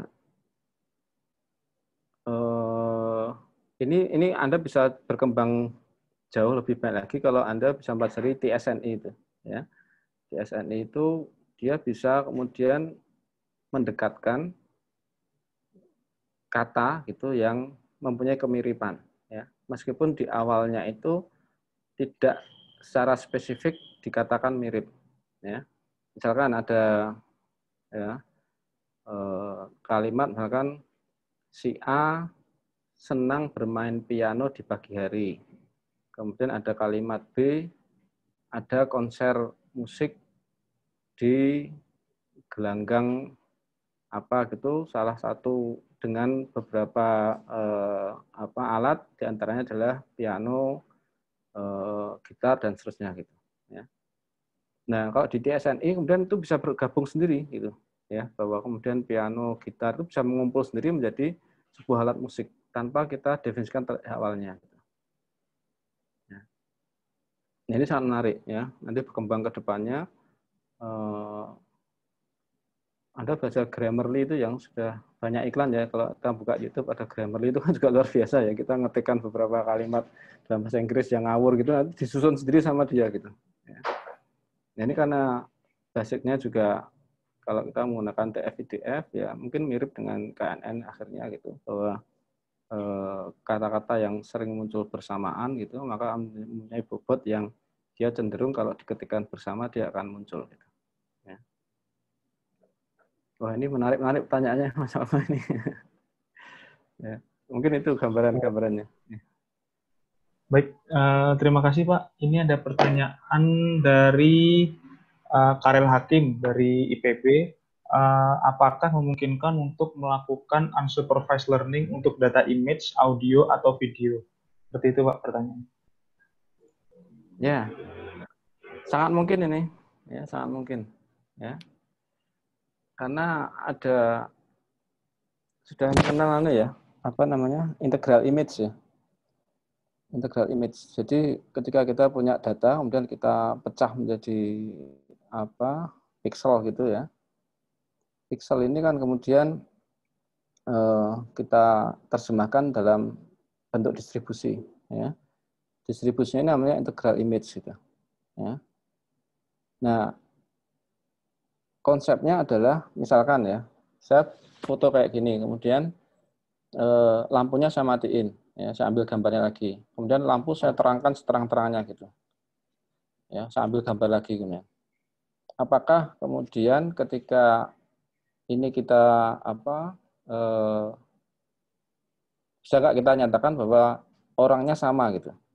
Meskipun lampunya tadi kan ada yang biasa, lampu diterangin, digelapin gitu. Ya. Kalau pixel kan dia sangat terpengaruh dengan warna ya. Ketika kita pakai red, green, blue, RGB gitu, maka dia sangat terpengaruh dengan warna. Nah, khawatirnya adalah objek yang di dalam gambar tersebut akan terpengaruh oleh keberadaan lampu itu. Gitu. Ya. Tapi ternyata ketika kita pakai integral image gitu, maka dia tidak akan terpengaruh. Ya. Nah, konsep integral image adalah dia akan mengcluster gitu distribusi dari beberapa objek yang ada dalam image itu yang distribusinya mirip gitu. Ya. Nah, itu konsep cluster yang ada di dalam integral image seperti itu. Gitu. Ya. Jadi awalnya memang pengklasteran dulu, baru kemudian dari sekian banyak data punya kemiripan yang sama, kemudian kita klasifikasikan itu bahwa ini adalah pasti si A gitu. Ya. Nah, begitu dengan audio. Ya. Audio juga sama gitu. Terbayang misalkan kalau kita ada sebuah kasus dalam sebuah konser gitu ya, kemudian ada penembakan di sana gitu, maka konser itu kan banyak suara ya, ada suara orang, suara drum, suara gitar, suara piano, suara penyanyi sendiri gitu. Ini kalau kemudian di frekuensinya dibesarkan gitu untuk masing-masing, maka kelihatan bedanya frekuensi di antara masing-masing suara itu gitu. Ya. Nah, kita bisa klasterkan kemudian bahwa oh ternyata suara alat musik adalah seperti ini tipenya, kita sendirian. Kemudian suara alam misalkan ya seperti ini, kemudian suara untuk angin dan sebagainya sendiriin lagi gitu ya. Dan itu pasti nggak sama gitu. Itu hanya pengklasteran saja. Tiba-tiba ada suara tembakan yang berbeda dengan suara yang masing tadi, ya musik dan alam dan suara manusia ada yang berbeda. Nah, kemudian bisa dicari ya jenis tembakan ini dari pistol apa dan sebagainya. Nah, ini bisa. Ya, kalau video pasti sama dengan image konsepnya, ya karena dia video ini kan dia terdiri dari misalkan yang baru kan berapa itu ya per detiknya ada berapa frame kan, frame per secondnya ada berapa. Semakin bagus ya kameranya maka frame per secondnya itu akan semakin banyak sehingga sangat smooth sekali pergerakannya. Tapi dia tetap saja berupa image ya yang pergerakannya itu per detiknya bisa 60 ya 60 gambar dan seterusnya gitu. Ya.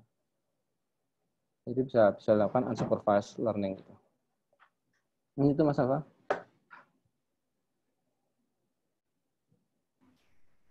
Oke, baik Pak. Di kolom Q&A sendiri pertanyaannya sudah habis Pak. Jadi mungkin bisa langsung dilanjutkan materinya seperti itu.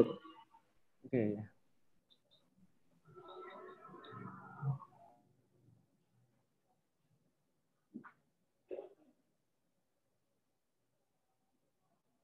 Ini udah tampil ya? Sudah Pak, sudah. Oke ya, ini hanya gambaran awal pengantar gitu ya. Ya culture-nya ini kan dari berbagai jurusan ya, tidak semuanya mengenal di awal gitu tentang SVM. Ya. Ini saya ambil dari videonya StartQuest gitu, John Stramos. Kalau Anda senang dengan video itu juga bagus ya. Ya sangat sederhana gitu, menggambarkan berbagai macam teknik dalam statistik itu dengan cerita dia yang sangat lucu gitu. Ya.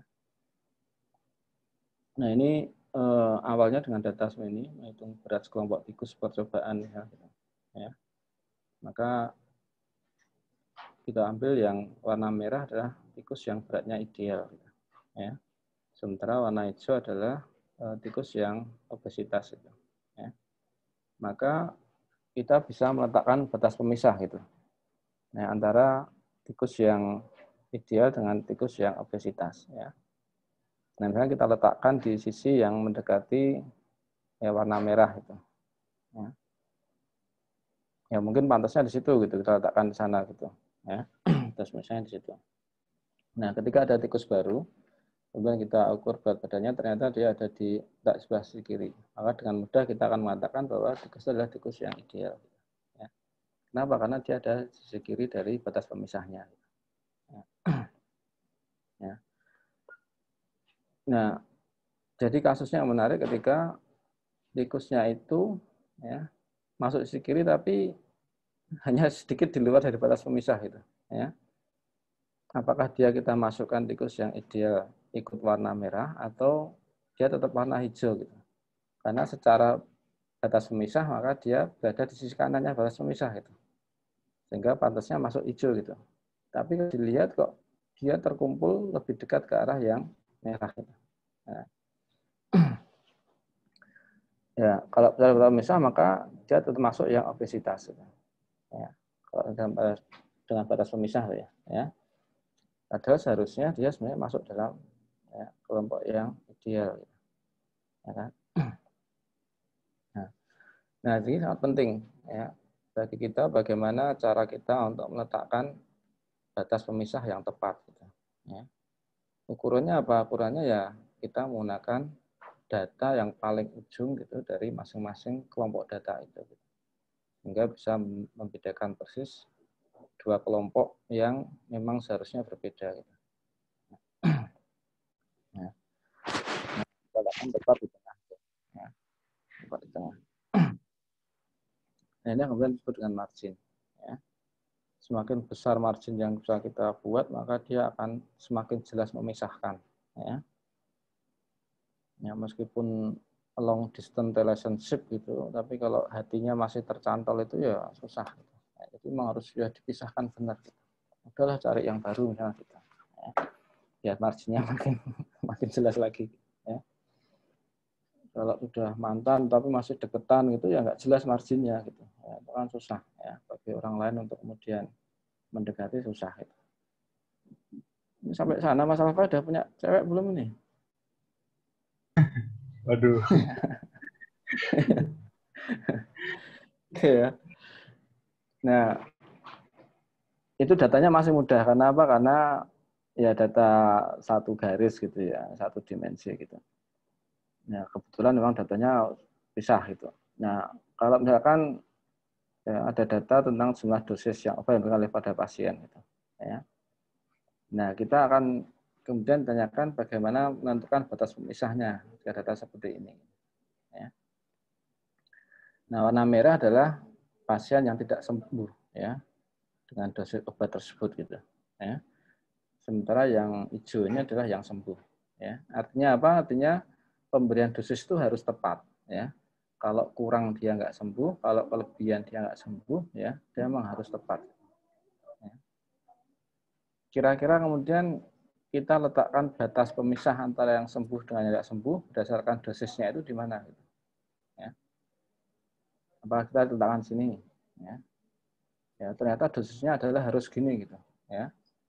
Ternyata salah, kenapa? Karena kalau berlebihan dia tetap nggak sembuh gitu, ya. Memang dia sudah di atas kurang gitu ya, agar sembuh gitu. Tapi ternyata kalau kelebihan, ya, dia sudah berada di atas batas pemisah, tapi ternyata nggak sembuh juga, gitu, ya. Kalau kita letakkan tengah juga malah repot juga, misklasifikasi juga gitu, ya. Kanan kiri salah semua gitu, kekurangan juga nggak sembuh, kelebihan juga pasti nggak sembuh gitu, ya. Nah ini, ya. Atau kita letakkan paling atas, ya. Kurang nggak apa-apa lah gitu, kan yang penting nggak keracunan lah gitu. Tapi ya nggak sembuh-sembuh, cuma minum obat, tapi nggak sembuh-sembuh juga gitu. Jadi memang harus pas gitu, ya. Nah sekarang jadi masalah adalah di mana sih kita harus meletakkan bahwa dosis yang tepat agar sembuh adalah ukurannya sekian sampai sekian gitu, ya. Nah pemisahnya gimana kita membuat marginnya tadi gitu, ya. Terusnya gimana gitu, ya. Mantannya masih digondeli, Nera mau nyari pacar yang baru, ini nggak susah juga, nggak boleh juga. Pas misalnya nggak jelas nanti batas pemisahnya, repot nanti Mas Alfa ya. Ya. Nah sehingga ya sebelum kita bicara support vector mesin, support vector classifiernya tidak bisa bekerja dengan baik pada kasus data seperti ini. Ya. Nah ada beberapa trik kemudian ya gimana kalau kita tambahkan y-axis gitu, ya kita tambahkan sumbu y di sana, ya. Kemudian ya kita anggap bahwa y-axis ini adalah dosis kuadrat gitu, ya. Kita kuadratkan dosisnya, ya. Sehingga data yang berada pada sumbu X tadi adalah data dosis, ya. Kemudian kita kuadratkan, ya. Sehingga masih data kita kuadratkan, ya. Nah, seperti ini katanya, ya. Nah, seperti ini. Sekarang kemudian bisa nggak kita menentukan garis pemisah gitu, margin yang memisahkan antara ya yang sembuh dengan tidak sembuh gitu. Ya. Nah, itu depan seperti ini, ya. Karena dia dalam dua dimensi, ya. Nah, kita bisa kemudian buat sebuah garis pemisah, ya. Berapa yang sembuh dan tidak sembuh. Belum selesai Pak, jadi masalah juga. Kenapa harus kuadrat itu? Kenapa nggak pangkat 3? Kenapa nggak pangkat sepertiga? Kenapa nggak pangkat 7? Nggak pangkat dan seterusnya gitu. Nah, ini namanya trik, itu sudah dicoba kayak macam komputer sekarang sudah bisa untuk melakukan itu gitu. Ya. Sudah itu. Nah, ini support vector classifier, ya, yang digunakan untuk menghasilkan obat baru gitu. Ya. Jadi ini idenya di balik mesin, ya, di balik pencarian vektor yang mensupport untuk pemisahan margin itu tadi. Ya. Pertama, ya, kita start data dengan data yang dimensi bawah, low dimension gitu, ya. Kemudian kita move, kita gerakkan dia ke higher dimension, ya, kedua atau ketiga dan seterusnya gitu. Ya. Dan baru kemudian kita buat ya pemisahnya. Gitu. Nah, ini adalah dengan support vektor mesinnya itu, ya. Data kita transform ke arah dimensi lebih tinggi, baru kemudian kita cari support vector classifier-nya. Ya. Nah ini menariknya ketika kemudian hitungan matematis vektornya, ya, bagaimana cara pencarian support vektor itu, ya, dan bisa menemukan marginnya, tentunya itu sangat menarik. Ya. Bagaimana kalau dia jadi 3 dimensi, ada z-axis, ya, ada z sumbu z-nya gitu, maka kemudian pemisahnya adalah berupa ya, hyperplane, ya, ada satu bidang 2 yang memisahkan antara data tersebut. Nah ini ide dibalik support vektor. Ya. Kalau kita baca di beberapa website mungkin masih bingung ya, tiba-tiba ada kernel, ada RBF, ada polinomial, ada dan seterusnya. Ya, tapi idenya adalah seperti ini. Ya. Nah saya sudah membuat di Medium saya, medium.com. Ya, kalau sempat berkunjung, itu ada support vektor mesin using R, ya, untuk visualisasi 3 dimensinya. Ya. Tadi sudah coba saya buat. Ini misalkan ya. Ini nampak nggak Mas? Nggak nampak ya? Belum Mbak, Belum, masih hitam. Nampak ya?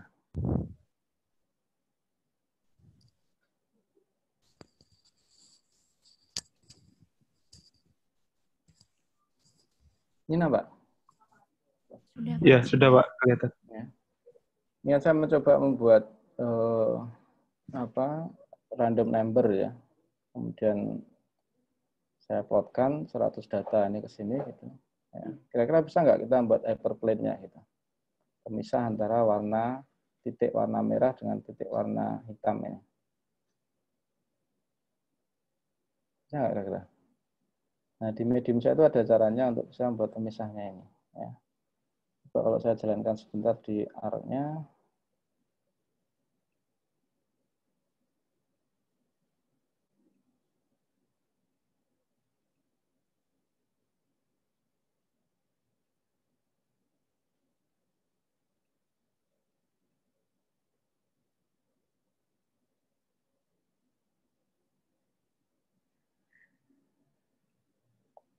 Muncul ya?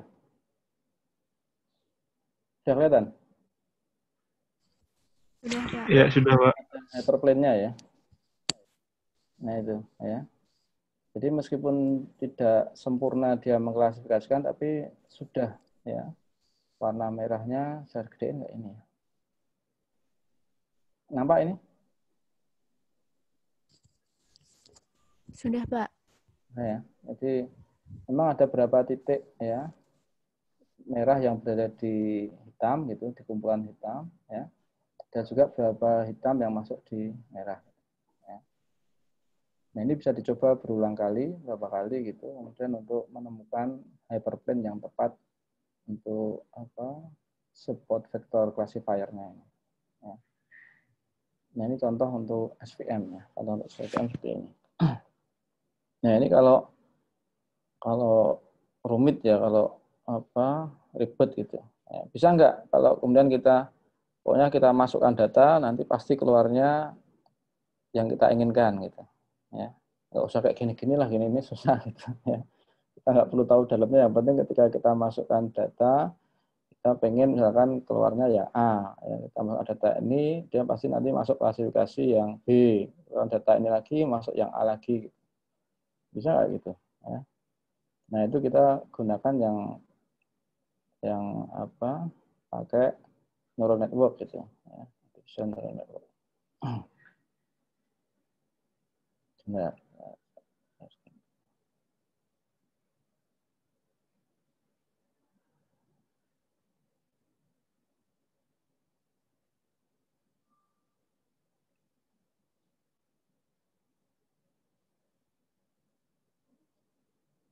ini udah kelihatan ya?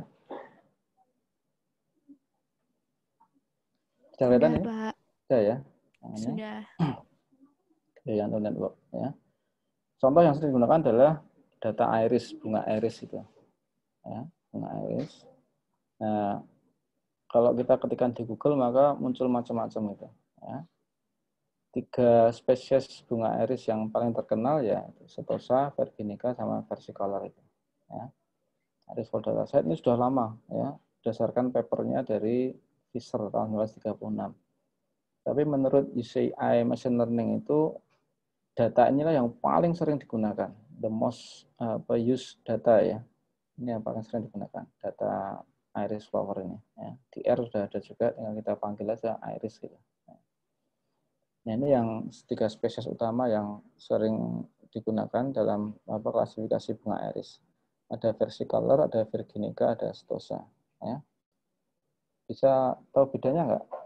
Kira-kira bagaimana cara kita membedakan spesies dari 3 bunga ini gitu. Ya. Nah ternyata untuk membedakan 3 spesies ini ya ada 2 ukuran penting, yaitu petal sama sepalnya. Ya. Petal itu adalah mahkota bunga yang ke atas, sepalnya yang turun ke bawah gitu. Ya. Nah kemudian masing-masing diukur sesuai lebar sama panjangnya. Ya. Sepalnya bawah ini berapa, lebarnya, panjangnya berapa, kemudian petalnya juga diukur. Ya. Nah berarti kita punya 4 ukuran dalam sentimeter ya. Ya sepalnya, ya, sepal width, petal width, sepal width, sepal length sama petal width, petal length-nya. Ya. Nah ini ketika kita ketikkan di R, data iris, maka muncul ini. Ya. Sepal length, sepal width, petal length, spesiesnya sini. ada sebanyak 150 data, ya, dengan masing-masing 50-nya itu setosa, 50-nya versicolor, 50-nya virginica. Ya. Nah, tinggal kita masukkan ini semua ya ke dalam sebuah sistem, nanti muncul hasilnya. Gitu. Ya. Saya nggak kebayang dulu gimana Fisher cara ngitungnya ya. Ini kan ngitung daun, ngitung mahkota bunga ya, 5,1 cm, 3,5. Ini yang petal 0,2. Ya, 2 mili, ada yang cuma 1 mili ya, petal widthnya itu. Dia ukur sampai 150 gitu. Ya. Mbak Ayu mau nggak ngitung bunga gitu? Ngitung mahkota bunga satu-satu gitu. 150 bunga gitu. Nggak ada waktu ya. Udah ya. Waduh, terlalu banyak itu Pak Ya. bunganya. Mendingan lihat di Shopee ini tanggal 9 kan bisa gratis ongkir. Iya. Nah ini kan kita berarti punya 5 variabel ya. Ada variabel X1-nya sepaleng, variabel X2-nya sepal width, X3-nya petal length, X4-nya petal width, ya, sama spesiesnya. Ya. Nah ini kita akan coba menggunakan ANN, Artificial Neural Network. Ya. Nah, dia meniru cara kerja dari ya, jaringan saraf biologis kita. Gitu. Ya. Maka di sini kita mengenal ya input, masukan, ya kita megang sesuatu, ya maka dia ada rangsangan ke sana, kemudian diteruskan sampai dengan ke otak. Gitu. Ya. Dengan cara kerjanya seperti ini ya. Rangsangan masuk, ya. Kalau rangsangan itu sangat kuat, dia melebihi fungsi aktivasinya, ya mungkin diteruskan. Kalau rangsangan lemah, ya dia nggak akan diteruskan. Ya. Dalam masing-masing node ini, ya, neuron ini ada kemudian fungsi aktivasinya. Nah, biasanya bisa macam-macam ini, pakai relu, pakai sigmoid, ya, dan seterusnya di sini. Ya. Ini terjemahnya seperti ini, ya, terjemahan matematikanya seperti ini. Ya. Ini ada sebuah website yang bagus, punyanya Mathmazur, ya, step by step backpropagation example. Ya, kalau Anda buka Google, tulisan aja Mathmazur backpropagation gitu. Ya. Ini bagus banget ya, detail dia membuat langkah-langkah dalam backpropagation ya, sampai rumusnya gini ya. Theta E, theta O dan sebagainya ya. Kalau Anda kan seneng ya kayak gini-gini kan, rumus-rumus gini ya. Kalau saya sudah terlalu tua ini kayak gini ya, senengnya sekarang gue saja nyepeda aja gitu. Ya, kayak gini sudah. Pokoknya asal digenjot gitu pasti jalan lah gitu ya. Kalau Anda kan masih seneng ya ini turunan-turunan ini. Nah ini sangat bagus ya Anda pelajari kenapa kemudian dalam jaringan saraf tiruan itu ya yang dipentingkan adalah hanya perubahan bobotnya saja. Ya. Bobotnya. Ya. Nah ini misal ya, misal kemudian saya mengambil sebuah skema untuk jaringan saraf tiruan saya, ada input output pasti gitu input outputnya. Nah di tengah ini terserah kita. Kita bisa menggunakan ya satu hidden layer, satu lapisan ya, atau 2 lapisan, atau 3 lapisan, dan seterusnya. Resikonya apa? Resikonya kalau kita menggunakan hanya satu lapisan di hidden layer, ya, itu perhitungannya sangat cepat. Ya, sangat cepat. Ya. Tetapi hasilnya nanti belum tentu akurasinya bagus. Gitu. Kenapa? Karena hanya satu aja tempat perhitungannya. Gitu. Ya. Kalau Anda tambah dan jadi banyak, maka otomatis ya perhitungannya makin lama. Gitu. Tetapi keakuratannya makin tinggi. Ya. Contoh misalkan kalau buat skripsi gitu ya, kalau dosen pembimbingnya satu itu cepat gitu, ya, karena yang ngoreksi hanya satu gitu. Kalau dosen pembimbingnya ada 3 gitu, ya, maka dikoreksi dari satu belum selesai lama gitu ya, ya. Kemudian selesai kasihkan dosen pembimbing 2 ternyata juga lama gitu kan, ketiga juga lama gitu, ya. Tapi hasilnya bagus nggak skripsinya? Sangat bagus kan, karena yang meneliti kan 3 orang. Ya. Spektakuler nanti skripsinya gitu. Ya. Jadi makin banyak hidden layer-nya, ya, itu makin bagus untuk si keakuratan, ya, tapi perhitungannya jadi lama. Tapi untuk komputer sekarang udah bagus sangat cepat ya. Kalau kita hanya menggunakan satu hidden layer, ini sangat cepat, ya, tapi khawatirnya kita ada di keakuratannya yang kurang bagus. Ya. Jadi sehingga masing-masing tadi ya sepal length, sepal width, petal length, petal width-nya itu ya kita buatkan menjadi ada 4 tadi ya. Karena ada 4 variabel untuk penentu spesiesnya ada 3, kita buatkan outputnya ada 3, maka kita buat ya inputnya itu 4 node ya, kemudian outputnya 3 node. Tengahnya terserah bebas, bebas. Ya. Nah, ini kita masukkan. Jadi kan baris pertama kan sepal lengthnya 5,1 cm, ya. Kemudian sepal widthnya 3,5 cm, petal lengthnya 1,4 cm, petal widthnya 0,2 cm. Ya. Ini kita masukkan masing-masing ke dalam ini, ya. Kemudian dia akan menghitung hasilnya. Ya. Kalau dia input, ya, kemudian dikalikan dengan setiap garisnya ada width-nya, ada bobotnya, ya. Maka 5,1 dikalikan, misalkan bobotnya kita setting dulu secara random, ya. Ini dibuat 0,1 semua, berarti 5,1 kali 0,1 ya, masuk sini. Kemudian 3,5 kalikan 0,1 masuk sini. Nanti jumlahkan sini, ya. Kalau jumlah ini kemudian memasukkan fungsi aktivasi, kalau dia kemudian melebihi threshold tertentu, maka dia akan diteruskan. Ya, seterusnya seperti itu, ya. Diteruskan, ya. Teruskan. Ya. Ya. Nah, ternyata dia nilainya tertinggi ada di setosa gitu. Ya. Jadi masuk menjadi setosa. Nah, kalau dia enggak, errornya tinggi, maka dia kembalikan lagi, ya, namanya back propagation, ya, dia akan balik lagi. Nah, di dalam R sudah ada, ya, Anda bisa masuk pakai library nnet gitu. Nanti ketika help nnet, maka di bagian akhir example itu ada sedikit coding cara untuk, ya, memulai nnet ini. Ya. Nah, sini bisa kita coba, ya kan? Saya punya nama baru gitu ya, saya kasih nama data barunya berupa IR gitu. IR ini adalah, ya, iris31, iris32, iris33 gitu. Ya. Ini hanya untuk membedakan 3 spesies tadi, ya. Iris 3 itu berarti data iris yang sudah dibagi menjadi 3 spesies masing-masing, 50, 50, 50. Ya. Nah, kemudian saya buat target, kalau ini supervised learning, berarti harus ada targetnya. Ya, maka kita buat kelas, ya, indikasinya ini, ya. Setosa kita akan di S, ya. Kemudian vertikal kita akan di C, ya, virginia kita pakai V, masing-masing 50. Nah, tidak semuanya kita gunakan, ya. Ingat di dalam machine learning, maka kita bisa menggunakan sistem training set sama test set, ya, itu pasti itu. Yang bisa digunakan adalah 75-25 atau 80-20, ya. Nah, 50-50 memang jarang, ya, karena khawatirnya kalau penggunaan test setnya tinggi sementara mesinnya itu belum belajar banyak, ya. Jadi yang sering memang 75-25 atau 80-20. Nah, di sini kita gunakan, ya, untuk sampel training setnya itu 25, ya, separuhnya dari spesies pertama. Kemudian separuhnya di spesies kedua, separuhnya di spesies ketiga. Ini pakai perintah sampel, artinya secara random memilih urutan bunganya, ya. Kemudian ini saya kasih nama, misalkan mesin pertama saya kasih mesin IR1, gitu, ya. Kemudian dilakukanlah jaringan saraf tiruan tadi, ya, perhitungan IRSAM, ya, IRSAM ini 25 data tadi sudah dikumpulkan semua jadi 75, masing-masing 25 tambah 25 tambah 25, ya, jadi IRSAM 75 dengan targetnya, ya.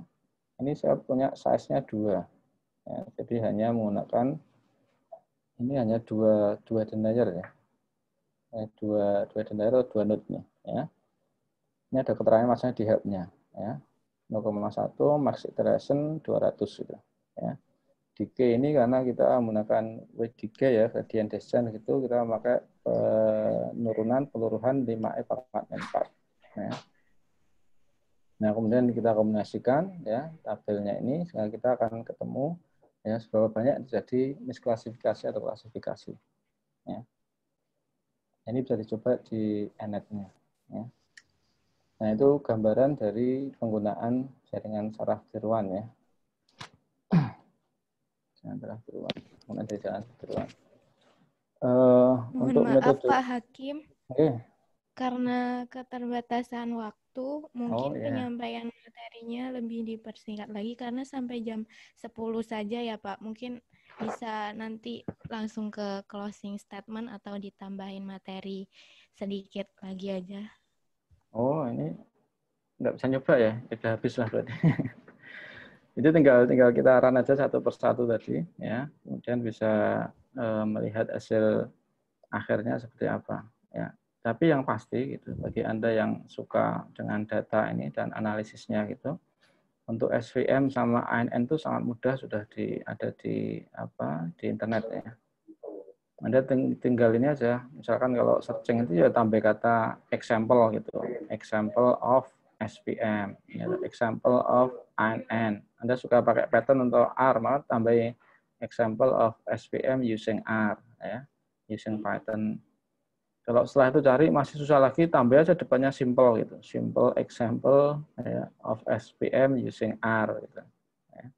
Jadi tadi banyak ya, sangat banyak, sekarang sudah sangat banyak. Ya. Jadi sebenarnya sudah nggak ada lagi nggak ada lagi keluhan gitu tentang teori yang susah, itu sudah nggak ada lagi. Karena apa? Karena ya sumber ilmu sekarang sudah sangat banyak, gitu. Ya sangat mudah kita dapatkan. Kalau zaman saya sama Pak Anang dulu ya agak beda ya. Kita sumbernya ya di perpustakaan. Ya, ketika kita masuk perpustakaan, ya kita buka katalog, katalognya masih pakai kertas itu kita cari satu-satu. Ya. Dapat ada di rak meja sekian, ya nomor sekian, ya, kita datang ke sana. Bukunya ada, ya. Tapi ketika kita buka, hilang semua ya, tinggal covernya aja. Halamannya mudah disobek satu-satu. Gitu. Ya, karena kebutuhan untuk fotokopi saat itu juga belum banyak itu, ya, sehingga ya disobek aja. Ya.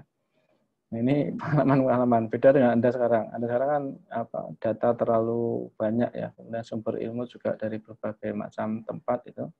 Tinggal memang kreativitas ya, kreativitas yang ide-ide apa sih gitu yang bisa ikut menyelesaikan permasalahan rakyat, permasalahan bangsa, permasalahan teman-teman gitu. Ya. Ya, tadi misalkan untuk prediksi harga apartemen itu kan sangat banyak orang nyari ya, dia tinggal masukkan situ ya, dan kita memang beratnya itu di awal, beratnya adalah pada posisi ketika kita collect data ya, karena harus crawling data sedemikian besarnya, pembersihan data, karena ketika crawling data itu bahasa pemrogramannya kadang masuk, HTML-nya juga masuk dan gitu ya. Kita pakai regex, kita pakai pembersihan data, ya pakai stop word dan sebagainya itu dulu. Ya. Kemudian kita dapat angkanya ini harus misalkan berbeda format ya, dan dalam dolar, dalam rupiah, dalam apa harus kita bersihkan dulu semua. Ya. Baru kemudian masuk basis data di kita. Ya. Dan seterusnya seperti itu. Ya, seperti itu. Ya. Mungkin itu, Mbak Ayu. Mungkin ada pertanyaan atau tambahan dari Pak Anang itu loh. Pak Anang malah belum ngisi ini. Pak Anang, mungkin ada yang ingin ditambahkan, Pak Anang?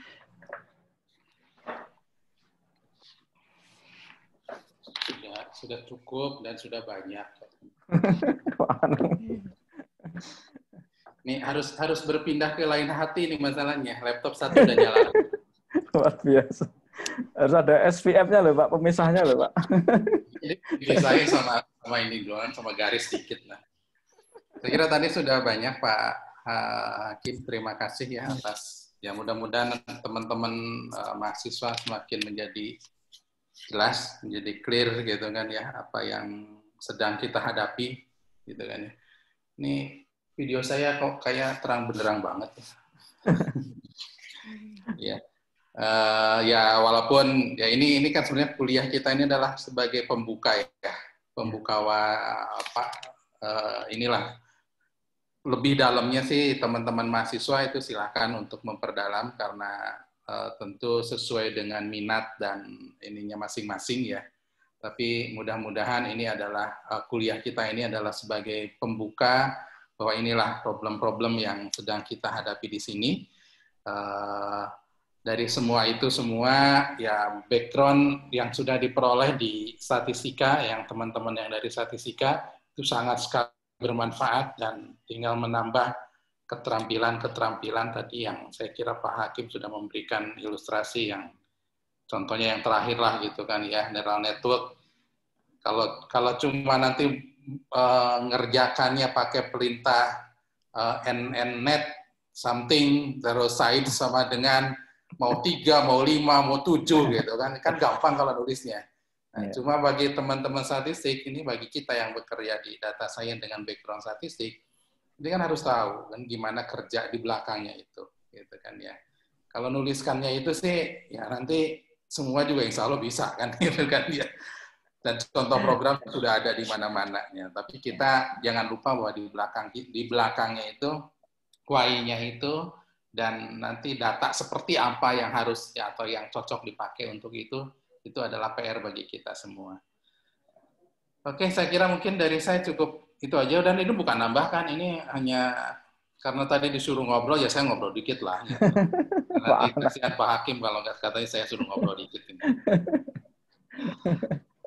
Terima kasih Pak Ayu, silakan dilanjut ya. Baik Pak. Alhamdulillah akhirnya kita sudah di penghujung acara. Terima kasih kepada Pak Hakim atas penyampaian materinya hari ini. Semoga ilmu yang telah disampaikan dapat bermanfaat buat kita semua. Amin. Oh ya, mengingatkan kembali buat peserta webinar Satria Data, jangan lupa untuk melakukan absensi ya untuk hari ini. Terus kita akan bertemu lagi nanti tanggal 14 September, itu pukul 9 insya Allah. Nanti akan di-share lagi ya, diingatkan kembali nanti. Mungkin itu saja dari saya. Terima kasih kepada Pak Hakim yang sudah menyampaikan materi untuk pagi hari ini. Terima kasih juga kepada Bapak Anang yang sudah menyempatkan untuk hadir. Dan terima kasih kepada Pak Mulyanto Raharjo untuk kehadirannya hari ini. Dan buat teman-teman tetap semangat untuk menjalani aktivitas perkuliahan dan jangan lupa untuk hadir lagi di Credit Earning yang ke-8 pada tanggal 14 September 2020 jam 9. Akhir kata, saya Hovifah Ayu Rustinasari beserta teman saya Alfafa Zaki. Mohon maaf apabila terdapat kesalahan kata yang berkenan. Akhir kalam, wassalamualaikum warahmatullahi wabarakatuh.